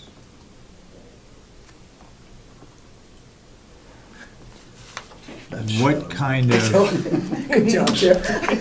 What kind of programs now? And you're going to be shared with other counties. Yes. Are we still going to have similar type programs that have been going on for the last 10 years here in Carroll County? Are we going to still have coverage for 4-H, yes, agriculture, and so forth? Yes. It's just maybe coming from other counties? Exactly. The specialist or the more experienced in some particular area would be coming in to give that. Yes. And Mr., if I can, on the 4-H, because Klaus is a field specialist, he will be used to train other people in other counties, run special programs, and based on the 4-H program that's been rebuilding for the last few years, it was really important to the council that we have, and what's the term? Program coordinator. Program coordinator in 4-H in our office in Conway. And we've hired a young, dynamic young lady that's there. She's 50% time. Our goal will be next year to see if we can increase that. But Klaus has built some really, really outstanding programs. We want to continue those and expand. And so that was, when all of this change was taking place, that was our biggest concern, is not to lose our youth in our youth programs. And the university has worked great with us. We also, as a council, when this program was explained to us last year, we met at the university immediately after the meeting and made a determination of what we wanted to ask for. And we asked for each of our field specialists to be maintained in Carroll County, and because of their outstanding abilities and expertise. And again, the university worked very closely with that, with us on that. So we think we've maintained an outstanding office, improved it with, or expanded it with the program specialist for 4-H, and I think the whole thing is going to come out a win-win for us. So they've done a great job. They've worked with the council. We've been there with our letters and on the phone with them. And when the very first presentation, Kangamangas Highway was on the screen as the picture starting for New Hampshire. We're going, that's Carroll County. And so we were out there standing up. But they've been great, and we have taken our stances and taken them strong, and they've worked with us. So. Will the county commissioners get a detailed request for budget items like we have in the past? Or will it be a lump sum? No, it will be broken out by category. I'll work with Daryl to make sure the form will be the same, and we will work cooperatively with them to make sure it's okay. You will see, just so you know, as of July 1st, we are down to one administrative assistant. We did that was have the a reduction change. in force, and she took another position on the university campus. So we were able to retain her into the university system. That's a support staff? A support staff. Okay. And that was a very difficult process for the council to go through. Again, we felt staff was the most experienced on that, and they did they worked on it, and we lost somebody outstanding to the office, but the university system hasn't lost her because she was excellent. Okay. Anybody else got any questions from the public or from the board, commissioners? Mr. Babson, you're still sitting on the council? He sure is. Any comments? Not yet. You were always concerned about not sharing with other counties, our people in the office. That's kind of a moot You've come up to question the now 21st century or whatever. with a regional, and I always had a problem with this county paying $25,000 more for their forester, which every other county was gonna have to do the same when they hired a new, which didn't turn out to be true. And they charge them for other people. And I think I have this wrong. I'm sorry. And that was a problem, but this whole new setup corrects that. Mhm. So I don't have really much to complain about. Okay. Oh. Which is sad. All right. So we have no further questions. Thank you both for Thank you. being here from Carroll County and from Durham. Yep. And having your chairman, are you still chairman of the Yes, sir. council? Thank you for coming. You're welcome. Okay. Thank you. Thank you for coming up today. I think at this point in time, we're going to go to non-public, so I think maybe we better have minutes and we better have public input. Yes. Okay? Let's do the minutes. Let's do the minutes? I have a couple of questions. Can I bring my questions in? Sure, go ahead. I have two questions for Mr. Bobson. Mr. Who? Oh, Mr. Bobson. Pat? Yeah, last week I attended, it was Candidates Night in Wolfboro, and you spoke there at Candidates Night. Yes, ma'am. And you made a comment, you said there is maybe a lawsuit coming from the jail. And what do you mean by that? I think David corrected that it isn't coming. I said there was a potential of a lawsuit, and I was assuming Mr. Perry, but you told me since that that's not happening. At one of the meetings we had, was it here or the delegation or somewhere, you said that's not true. Right. I think it was Monday that you cleared that up. Okay. Yep. Yeah, and my other question is, you also said that there was a nursing home investigation bill. It was $41,000, and the commissioners negotiated that and could get discounting, and it is now $29,800. So I just want to know, how do you? That was testimony here. I gave that here. You gave that When? testimony When? At a regular meeting. at a regular meeting. Yep. No, you say only there was an estimate of $29,800. You That's never correct. said the bill was $41,000. Yes, you did. And that the commissioners negotiated and discounted, and then it is suddenly $29,800. It was not said at a public meeting. Yes, it You was. also said that last week that it was an estimate. But if you look at a bill, it just said it is due now, so it is actually a bill. It's not an estimate, because the investigation has been done. They cannot send the estimate in. They send the bill in. Well, what was the bill, Commissioner? Wait a minute. How- was the Let me, bill 29.5? let me see if I can clarify this now. I have not received, maybe you have, I have not seen a bill from the attorney regarding that investigation. The estimate came from our counsel that this is what that attorney was going to charge us. That's all I said. I have not received the bill, or I haven't seen it, unless you have. That is the actually bill. She didn't send the bill straight to the commissioner. She sent it to the attorney, and she said, I don't know why she sent it to us, so she forwarded to us. Okay, but It we was haven't. not an estimate, that's the bill.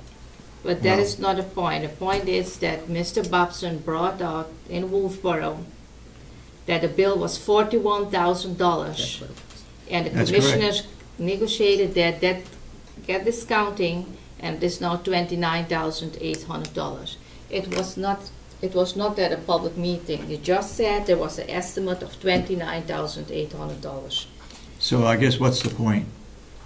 What's the point you're trying to make? How did he get that information? From you three people. Yes. I gave it right here. No, you didn't. Yes, he did.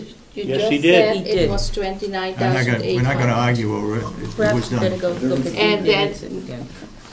Tempest And you Deacon. said last week it was an estimate. It was not the estimate. It said bill due now. It's. Look I- at I'm the s- bill. It said I'm sorry, bill due but I now. have not had a bill. And that bill is going to That go is- to that attorney, not to our council. That is the bill. Well, until I see the bill, then I will say that is the bill, and we will pay it when it comes. Right now, it's only an email that came to the three of us from our council saying, be prepared that this is what it's going to cost. I have not seen the actual bill. Anyway, anything else? you Yes, have? I have. Last week, Commissioner Shaughnessy said he didn't know if I was coming in or not, or if I was on vacation, and you said you had to cancel the meeting, and every time you call the attorney, it costs money. Correct. Okay. That was Wednesday last week. Well, I have my emails, I have my records that Monday, that was August of 13, I emailed the two commissioners, and I emailed also Liz Bailey, and I told her I was not going to be available on Wednesday.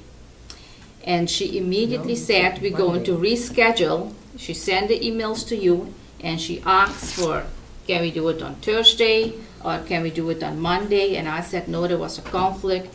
Next week was the better thing.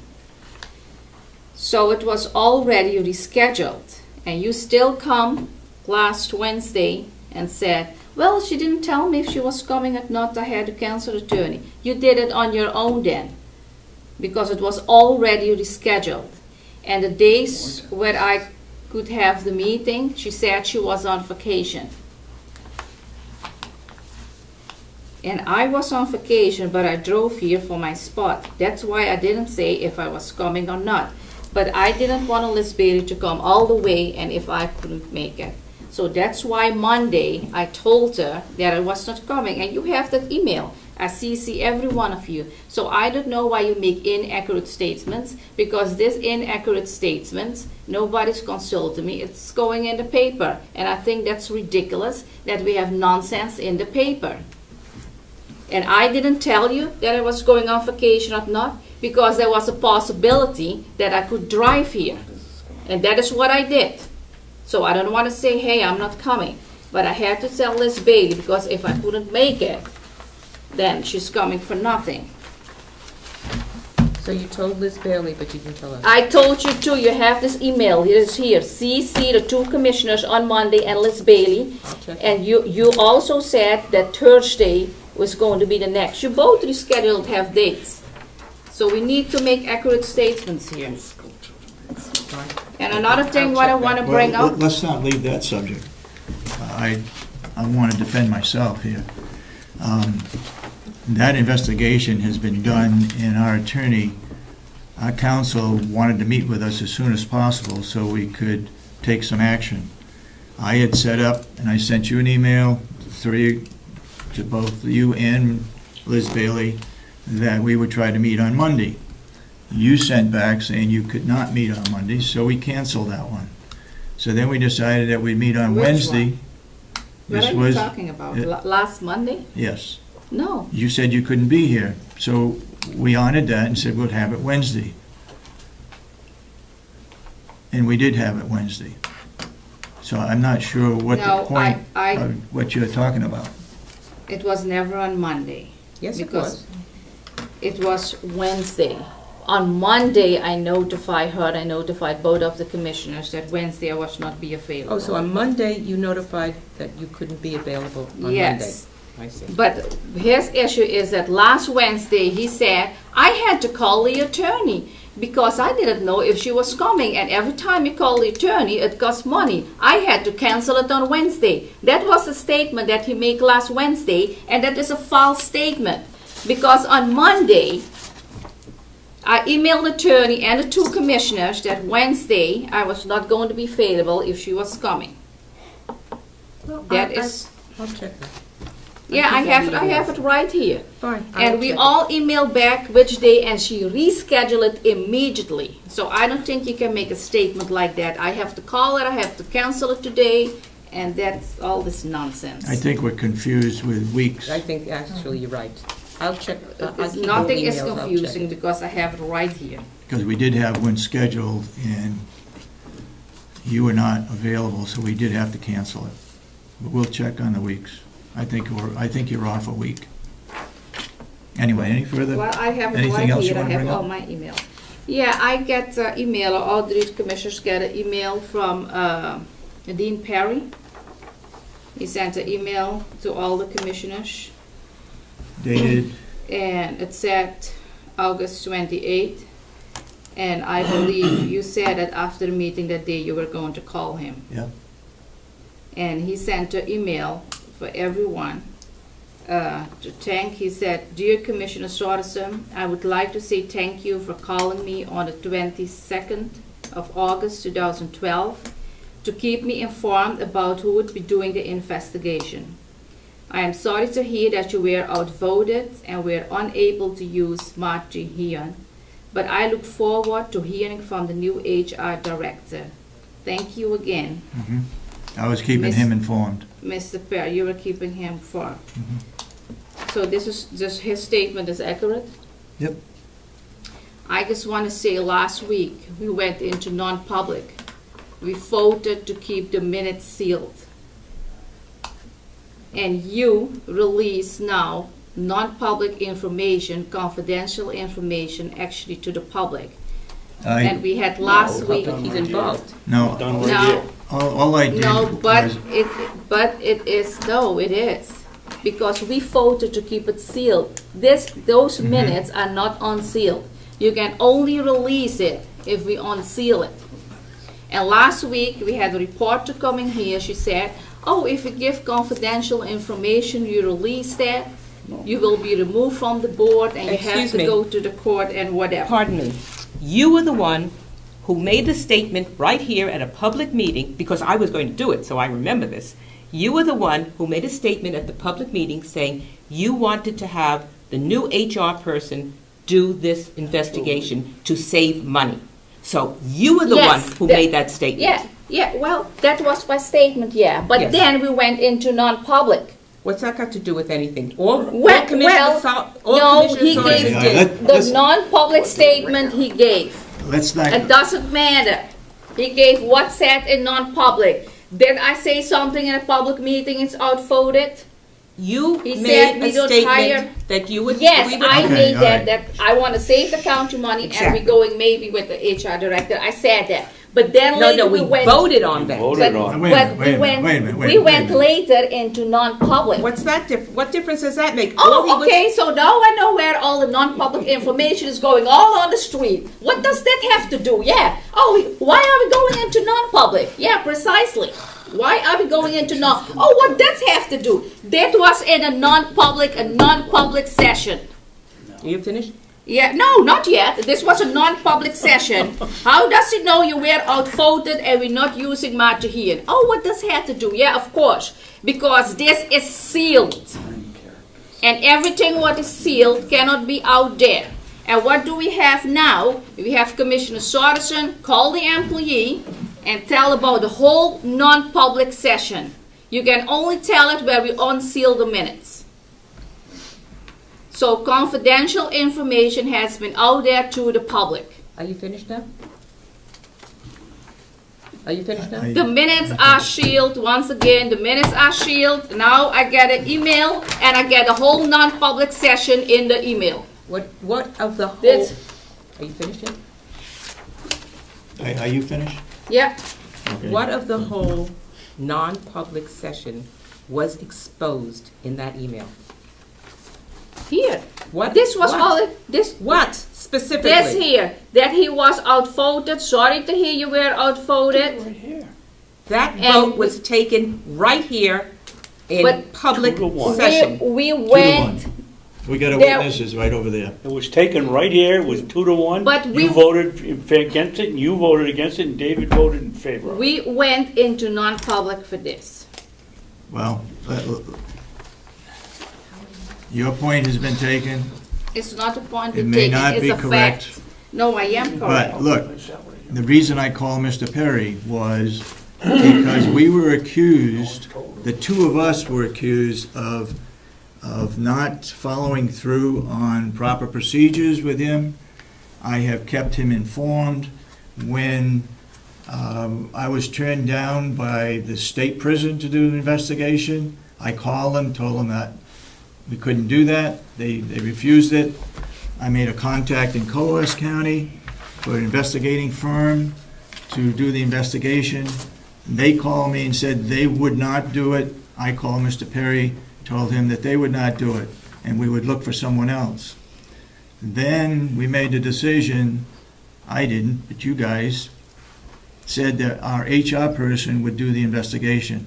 I then called him and told him that, and I didn't ask him whether he was approving this or not. It's not his case to approve who the investigator might be.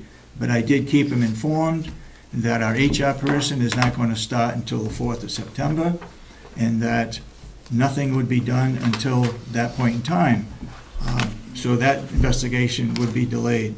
So I kept him informed because I don't want to have another grievance coming back to the county saying that we didn't follow the process, we didn't communicate, and I did. So that's where it stands. So then my next question, Lee, are the commissioners being investigated because he filed a grievance against the two commissioners? No, we're not. So, and why are you not being investigated? Well, in regards to the Perry case, Yes.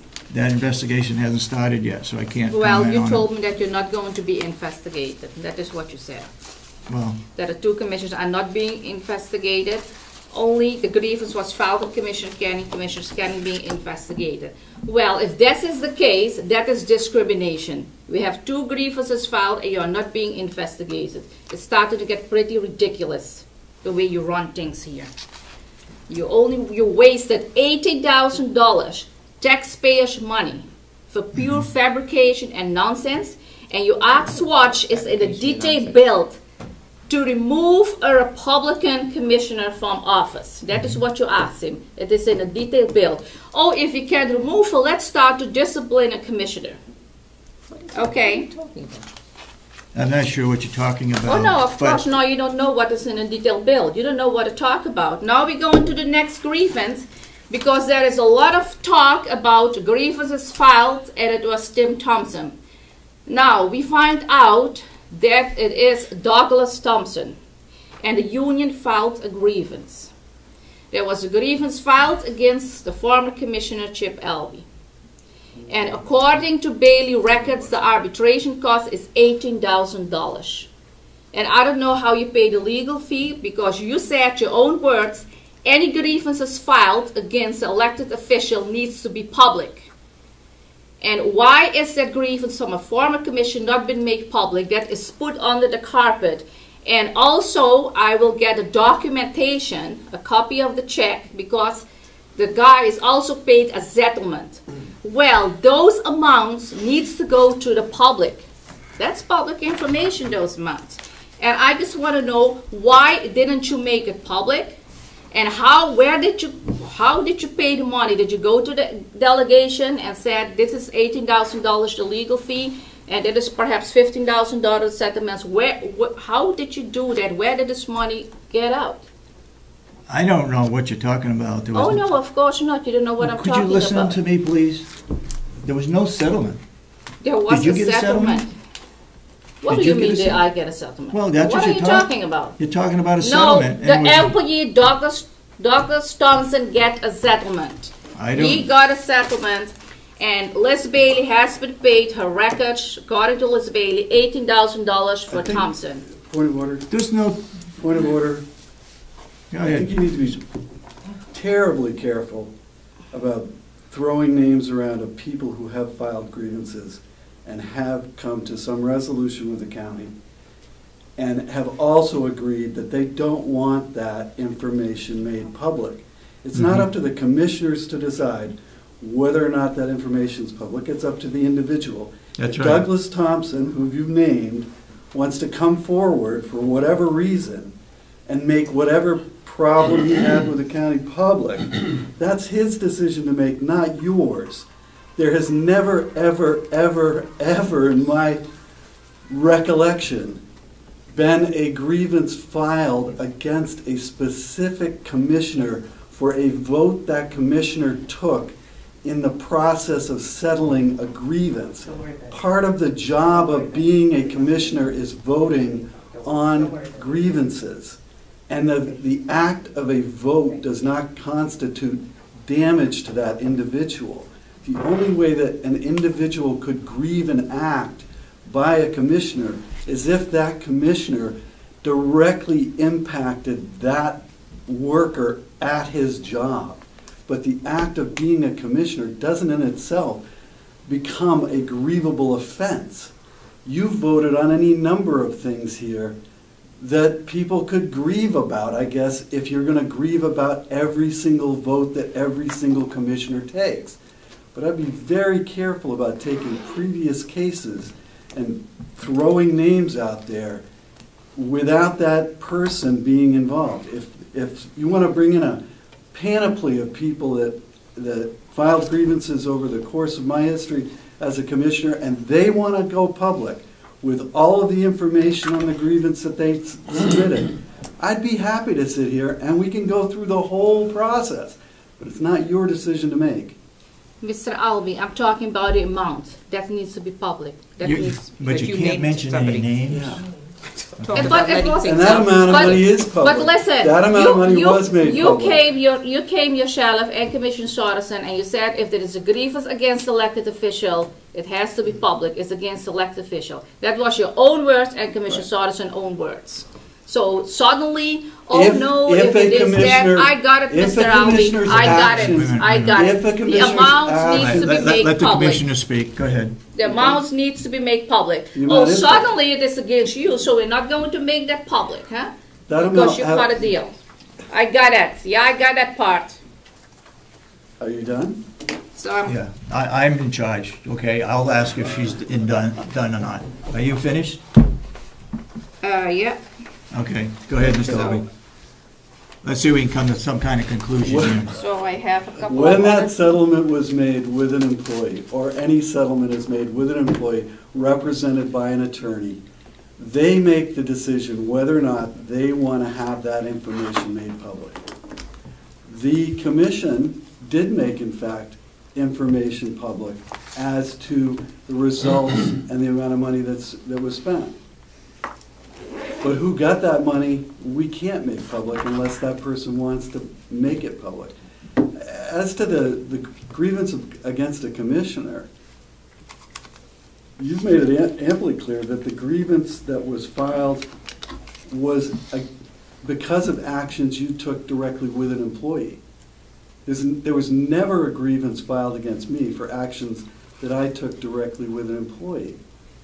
Every time an employee came before us with a grievance, they were represented by the union, they were represented by an attorney, and the forum was run like a courtroom forum. The action that is at issue, which you seem to want to keep in sealed minutes, appears to be an action that you took directly with an employee. That's significantly different. Okay. Okay. I have a question here. Okay. About the assistant treasurer, that is Mr. Albee. I'd like to know if he was paid last year or the year before. No, he was not. He was not paid? Because he filled in last week as the assistant treasurer and signed the checks last week. He will be paid for that. Okay, because the records show that he got paid last year $500. So for what is that payment then? He was available in case the treasurer was not. No, but listen, you only pay if he is working and filling in. So what do you mean? That's your opinion. No, that's the law. It is right there. It's not the opinion. You cannot just give them money and say, give them taxpayers money and come say that it's an opinion. It clearly states that when he fill in, it clearly said if the treasurer is absent, then he get paid for that day. He get paid $500, so I wonder for what. Where does it clearly say that?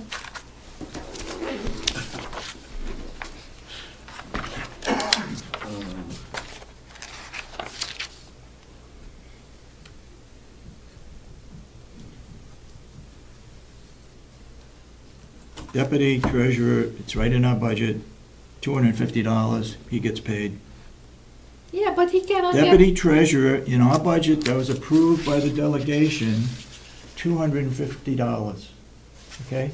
That's what's budgeted for him. They budgeted in case if the treasurer is absent. Where does it say that?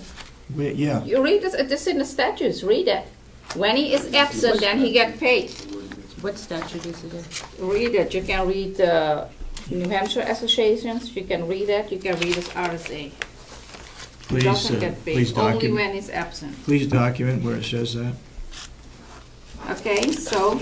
You got other questions? I have a question, yeah? I showed up. Let me see.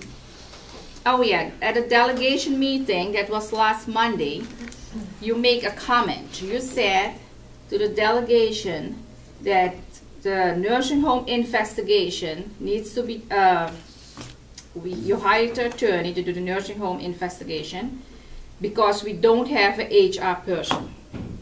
That's right. That is what you said. Well, as you know by Liz Bailey, she said the HR person couldn't do the investigation because she doesn't have a healthcare background. So she said she cannot do it. She recommended somebody else. And even if we had an HR person, if you read a 13-page grievance from Mrs. Woodburn, the complaint was also against the HR person. So how can you make a statement like that?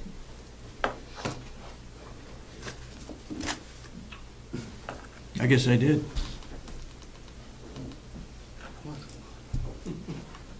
We took advice from the council that we hired an outside attorney. Anything further, Commissioner? I had something here. Let me see what I know. Yeah. There were some issues going on here, I heard. There is a hacking issue going on. And now I heard that Cybertron is only reporting to the two commissioners. So I wonder, why is he only talking and reporting to the two commissioners about a hacking issue? We were the only ones who spoke to him about it. Hmm? We were the only ones who spoke to him. I asked him about it because I had heard that there was something that happened at the nursing home. So I talked with Mr. Rich, and he said there was no backup. He couldn't prove that there was hacking. So yes, I talked with him. Well, I think You could have talked with him. there's pretty significant evidence, and I think that law enforcement perhaps should be looked into that. Evidence of what? There's no proof. There is, yes. Show me in documentation. There is proof. There was an email sent, what it was, everything was coming back, the emails, everything is there. I did a little bit of research, and the backup system that we have, it said if a manager or a supervisor, if they have access to certain computers, and they can read all the emails from certain employees, that is what you get. That is the issue what was there. I did some research. So of course there will probably no evidence, no nothing. I don't believe that. I'd like to see your research. I think as a commissioner, if you have done your research, you should share it with the rest of us so we can take some action. I looked into it because I had heard that there was a case in the nursing home where somebody signed on to a computer, didn't sign off, and the person that had that computer was able to get into some documentation. We have no backup as to who that person was. In this building, we do, but there was no backup in the new nursing home computer system to show as to who did it. if you got some research that you have done, and if you'd share it with the rest of us, we'd appreciate it. Have anything further? Not for today. I have a couple of things, Chef, but not for now. I have a couple of the minutes. Okay. I have the minutes, what you supposedly lost for months. You supposedly lost it for months. And, oh, wait a minute. How come you got it? No, I type it again. You did what? I had to type it again, because the minutes I wanted to release it, you already read them, and you said it is okay to release. Okay, what do you got for minutes? So I have, those are from last year that needed to release. You read them. From August 3rd, 2011, and that is October 12th, 2011. We've been waiting for 4 months to get those released. October what? 12. October 12th? That has not been approved yet. Yeah, it was approved. Non-public, right? Are we talking non-public? Non-public. Yeah. October 12th?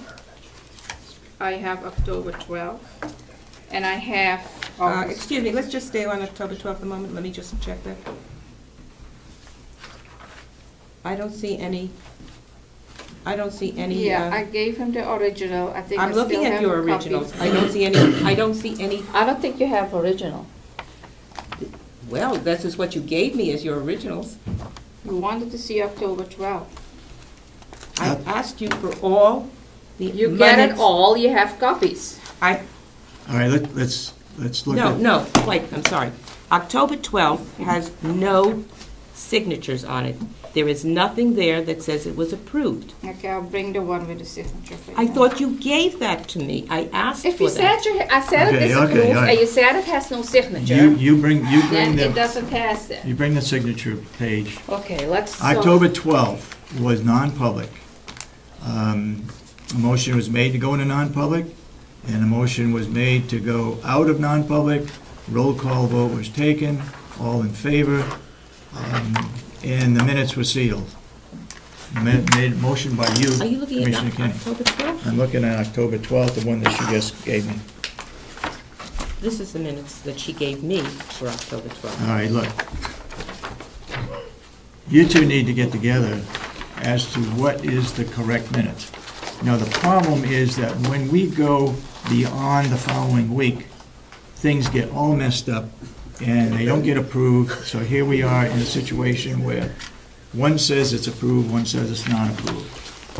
If we do our minutes correctly, the clerk should bring those minutes forward to the next meeting for approval. We're talking about a non-public minutes. Now we're talking about August 23rd. That was of 2011. Yep. That we actually didn't release it. So what did you say? What was wrong with the minutes now?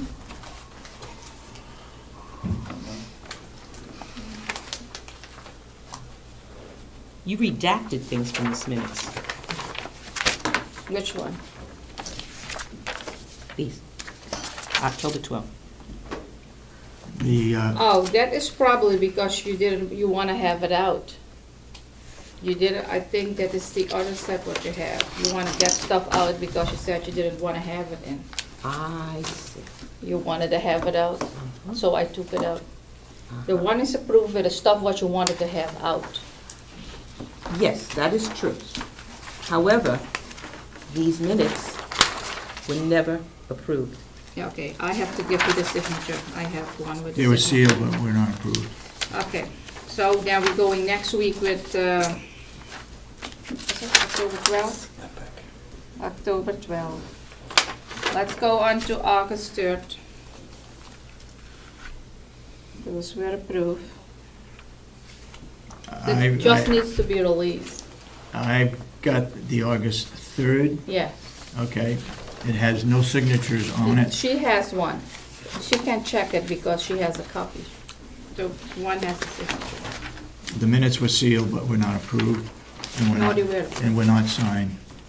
Oh, she has the one. It's this sign. What day are we looking at? August 3rd, 2011.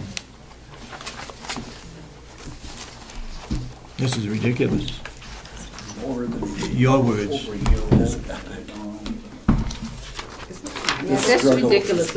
It should be released a long time, because see, we had a hold-up last year of the 2011. They hold it up so long to release it. We should be release everything August 3rd immediately. were accepted and approved. They were? That's what it says, yeah.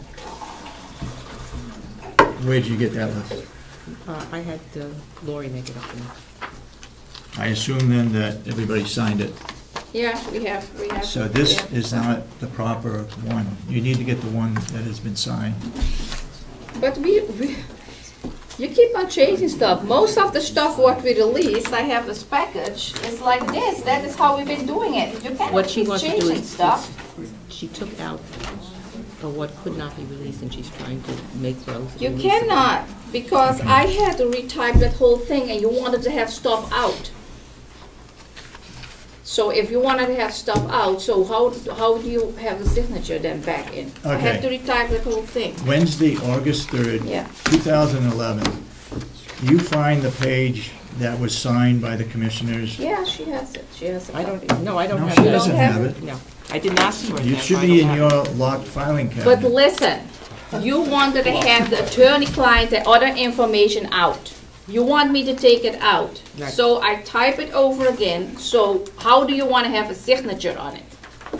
I want to see the original for August 3rd that's in your locked filing cabinet, okay? Okay, so we don't release those old ones then. Okay, let's go to a more recent one, but I have no signature page. I can run downstairs to get a signature page. I gave you this and you said you didn't have it because before I left, I'll leave it for you on your desk. What date is But that? you said you July don't have it. 25th, 2012. So I have another one. July 25th? This is Oh, 2/12. non-public. This is Non-public. 2/12, I don't know. I didn't do 12. I did only up to 2/11. I don't know about 12. Still trying to take last year's taken care of. Well, this is July 25th, 2012. There's no signature block on That this is what I page. said. I can run down and get a signature page. Okay. All right. If you When want you to get have, that, if you want to have, I can get a signature page Can we right not now. just you sign want to look that? at it? I don't want a separate signature page. We'll No, just- it's got to go in here. Yes, You can, if you don't want a page, you can sign it right there. that's right. Okay? You got any more minutes to Yeah, look at? so let's finish that first. That was the 25th of July. I make a motion to approve No, the... wait a minute. What? Let's find out whether that was signed or not. No, that was not signed. Because It's I gave non-public. I gave it to you and you said you don't have it, so I brought a new one in. Because you both already read it. I read this? Yeah, I gave it, yeah, I you don't think both. so. I don't know. Because I would have corrected Let's, that. we got other business to take care of. No, we're not done. Okay. Oh, we have, oh, we do? Oh, we have non-public. Okay, let's go to the public minutes then.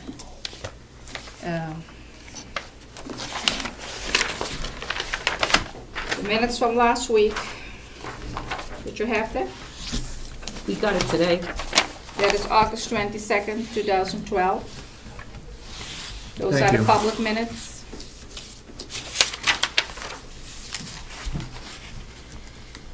August 22nd. Yes. We only got these today, you understand. Yeah, well, 5 business days, so is that an issue with it? Well, law the said issue 5 is that business you were days. insisting that all our previous minute takers have their minutes in by Friday. Yeah. Yeah, Given the length of this, I don't see why it couldn't have been done by Friday. Yeah, Well, and listen, that is regardless- almost nothing because you understand that we had no agenda. We had only public input and non-public. So there was really nothing going on. So, we could Yeah, have it by Friday. yes. Okay, this is August 22nd. 2012. This is public Yeah, public minutes. minutes. Let me read it for the public. They already have it. No, we don't. You don't, where is that? Janice Sullivan introduced herself to commissioners and gave her background. Tim Thompson stated that he never filed a grievance No, it against says that anyone he in the never filed county in his 15 years on the job. Meeting adjourned at 10:53 a.m. Motion, Commissioner Sorensen to go into non-public for jail and contracts and investigation report. Seconded by Commissioner Solomon. All in favor. Roll call vote was taken. Do I hear a motion to approve the August 22nd minutes? Only with corrections. What are your corrections? Yes. Well, they're grammatical corrections, and also Tim Thompson has a title, it's Sergeant. Sergeant Thompson, I I was believe. gonna say, it should be put in there.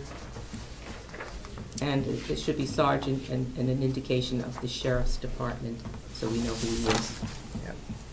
So I make a motion to approve August 22nd, 2012 as corrected. And I question, I You just second asked. it? I just have another question before I second. I'll second it. Okay, go ahead. You just say the public, 3 others, you do not name who was in the public. Is there a particular reason for that? Because that's, Yeah. we've been doing that for the last few We have weeks. done that. We just say Yeah. others. Yeah. Okay, just asking. I said it was a question. Any further discussion on the August 22nd minutes? No, I just like to have the corrections so I can put it in. Just put Sergeant in front of Tim Thompson and put That's of it. the Sheriff's Department. Okay? All those in support of the motion No, say... no, I have other corrections. Okay, just Okay, write what it do you in, got? write I did it write and them give down. it to me. Never mind. Okay, good. Let me see what you got. So I'm not approving them. Oh, we don't need it, names. Just 3 others is So fine. you don't approve those short minutes by next June. Okay. And what are we doing with the 25th of Wait a minute. July? Wait a minute. Let's look at those minutes first. Yeah, we're in the- Yes, we you haven't- put the things in. Yeah, but we haven't voted. What? Oh, you seconded. you Motion said. made and seconded. We have a motion, get we the have a corrections? second, yes, and I You make the got the motion. corrections? Yeah, as corrected, yes. So the motion was made that we approve the August 22nd as corrected. Any further discussion? All those in support of the motion say aye. Aye. Aye, and so voted. Okay, I have a question.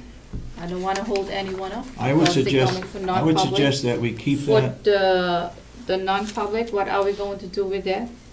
The July 25th. We're gonna hold that one. We're gonna move on, because we got another appointment at 11 o'clock. And we have two things on non-public sitting here waiting. Okay, so can I have those minutes back before they get lost again? No, the non-public.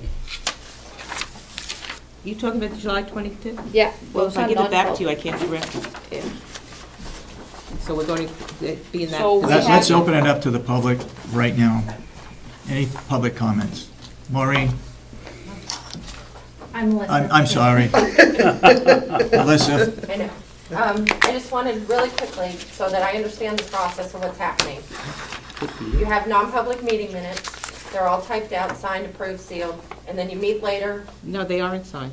Well, let's say in a perfect scenario. Oh, no, they wouldn't be signed in a perfect scenario. So- Not until they get approved. Right.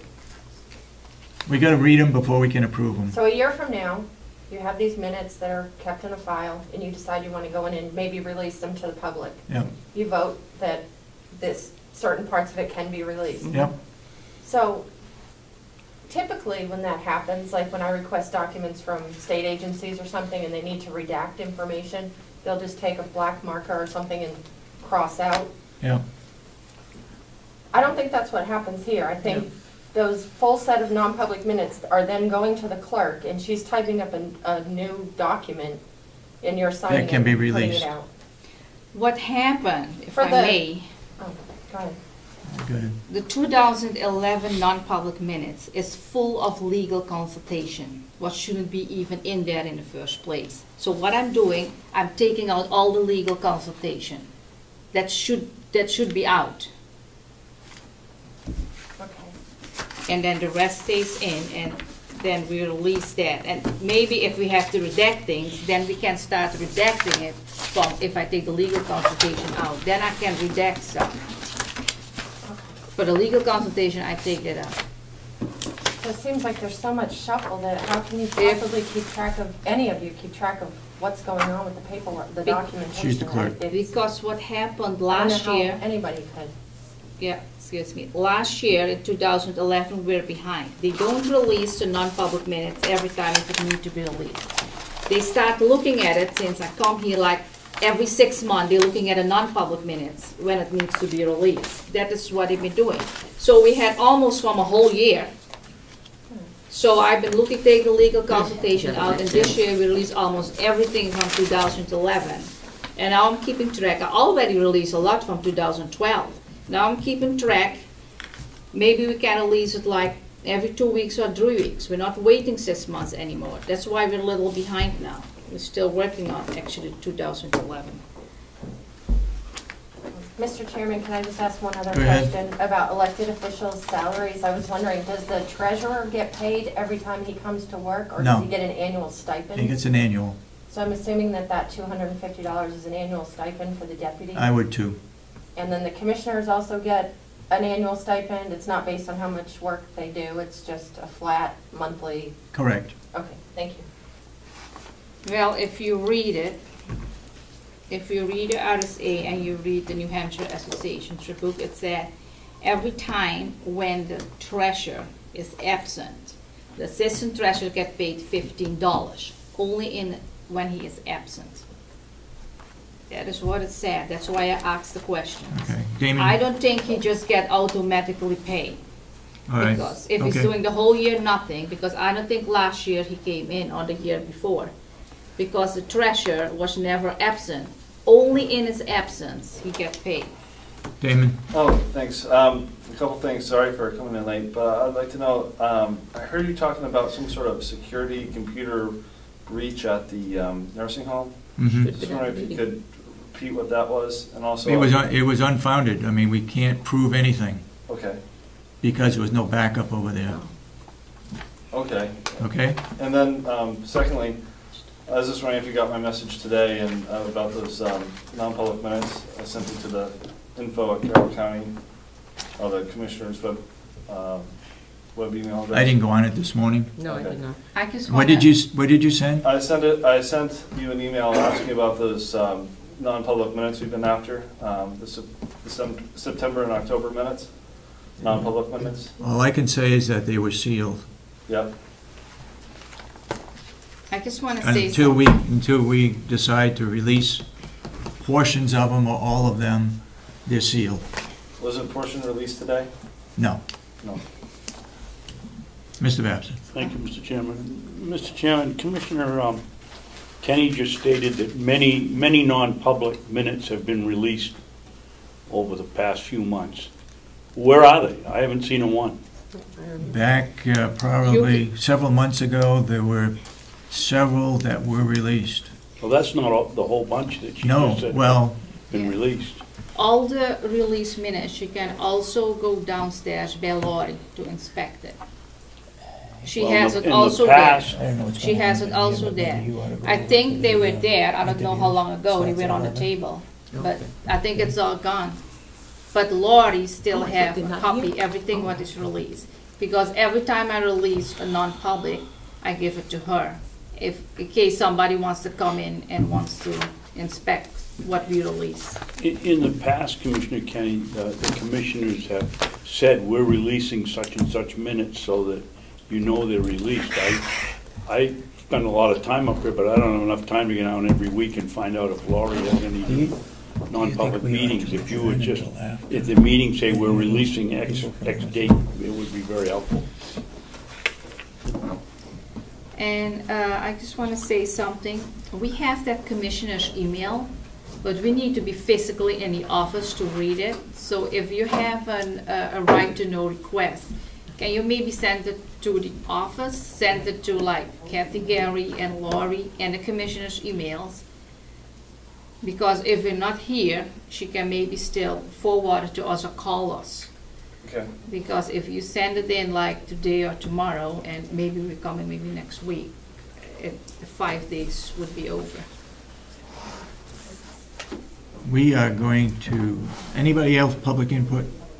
Yes, Ed? I just wanted, before, Commissioner Kenny, didn't you say there was a portion of those non-public minutes that I asked about that could be released? Is that what you said this morning? Yes, I'm going to release, what, you were asking for 11, but you meant 14, is that it? Yeah. Is it 14 or 21st? Because they were asking the last time for the 14 and the 21st. So Of September? you're asking for the 14, eh? That is what you said. Okay, yeah, I'm going to release them next week. Any other public input? We are going to adjourn this meeting. We are going to go into non-public at the end of our interviews for the administrator. So we will be meeting over at the nursing home to interview candidates. We will go into non-public after for Will DeWitt and Jason, and at 10, we'll schedule for non-public personnel at the Mountain View community. We will do those after. We will call you at the appropriate time, give you plenty of time to attend our non-public session. What are you saying? Any questions? I These didn't get a last thing what you're saying. Okay. Give you a lot of time to attend the non-public sessions? These Is that what two, you said? these two that are scheduled this morning, we're going to have after the interview for the administrator. We got people coming from out of state to be interviewed, so we will have those two after, and we will get in contact with you when that takes place. So we have the jail and the nursing home. Correct, non-public. Okay, we have, okay. Okay? Clear? So we're merely adjourning our meeting at the present time. We are adjourning our recess. regular meeting. Recess, I'm sorry. But recess, we will go into non-public at the end of the interview sessions. Okay? This interview, is this committee coming up? Is What? this interview, the committee, what they put together? They'll- Yes. They're at the nursing They home come already. too? Yeah, at the nursing home. Oh, okay. Yeah, 11 o'clock. And all 4 candidates, are they coming in? Yes. Correct. As far as I know, Okay. they may already be there. So we'll stand recessed. So what is this from the sheriff? I've got this on my desk. I don't know, I didn't understand it myself. You are responsible for the sheriff's department? Notice, Check- yes, check please it out. notice the date on that. So what, Thank you all for coming. I'm sorry that we delayed a lot of our meetings. It's difficult to keep on so track. what are we doing now, adjourn or what is We it? We're recessed. Okay, oh, so I don't have to put a time for recess? We recessed Are we at going to put a time for 4 recess? minutes after 11. It will? If I don't hear my cell phone, I'll be below the jail cutting hay. If you just see one of my guys Okay. and send them out to me, I have just in case extra I don't hear, level. just let you Okay, know. thank you, Will.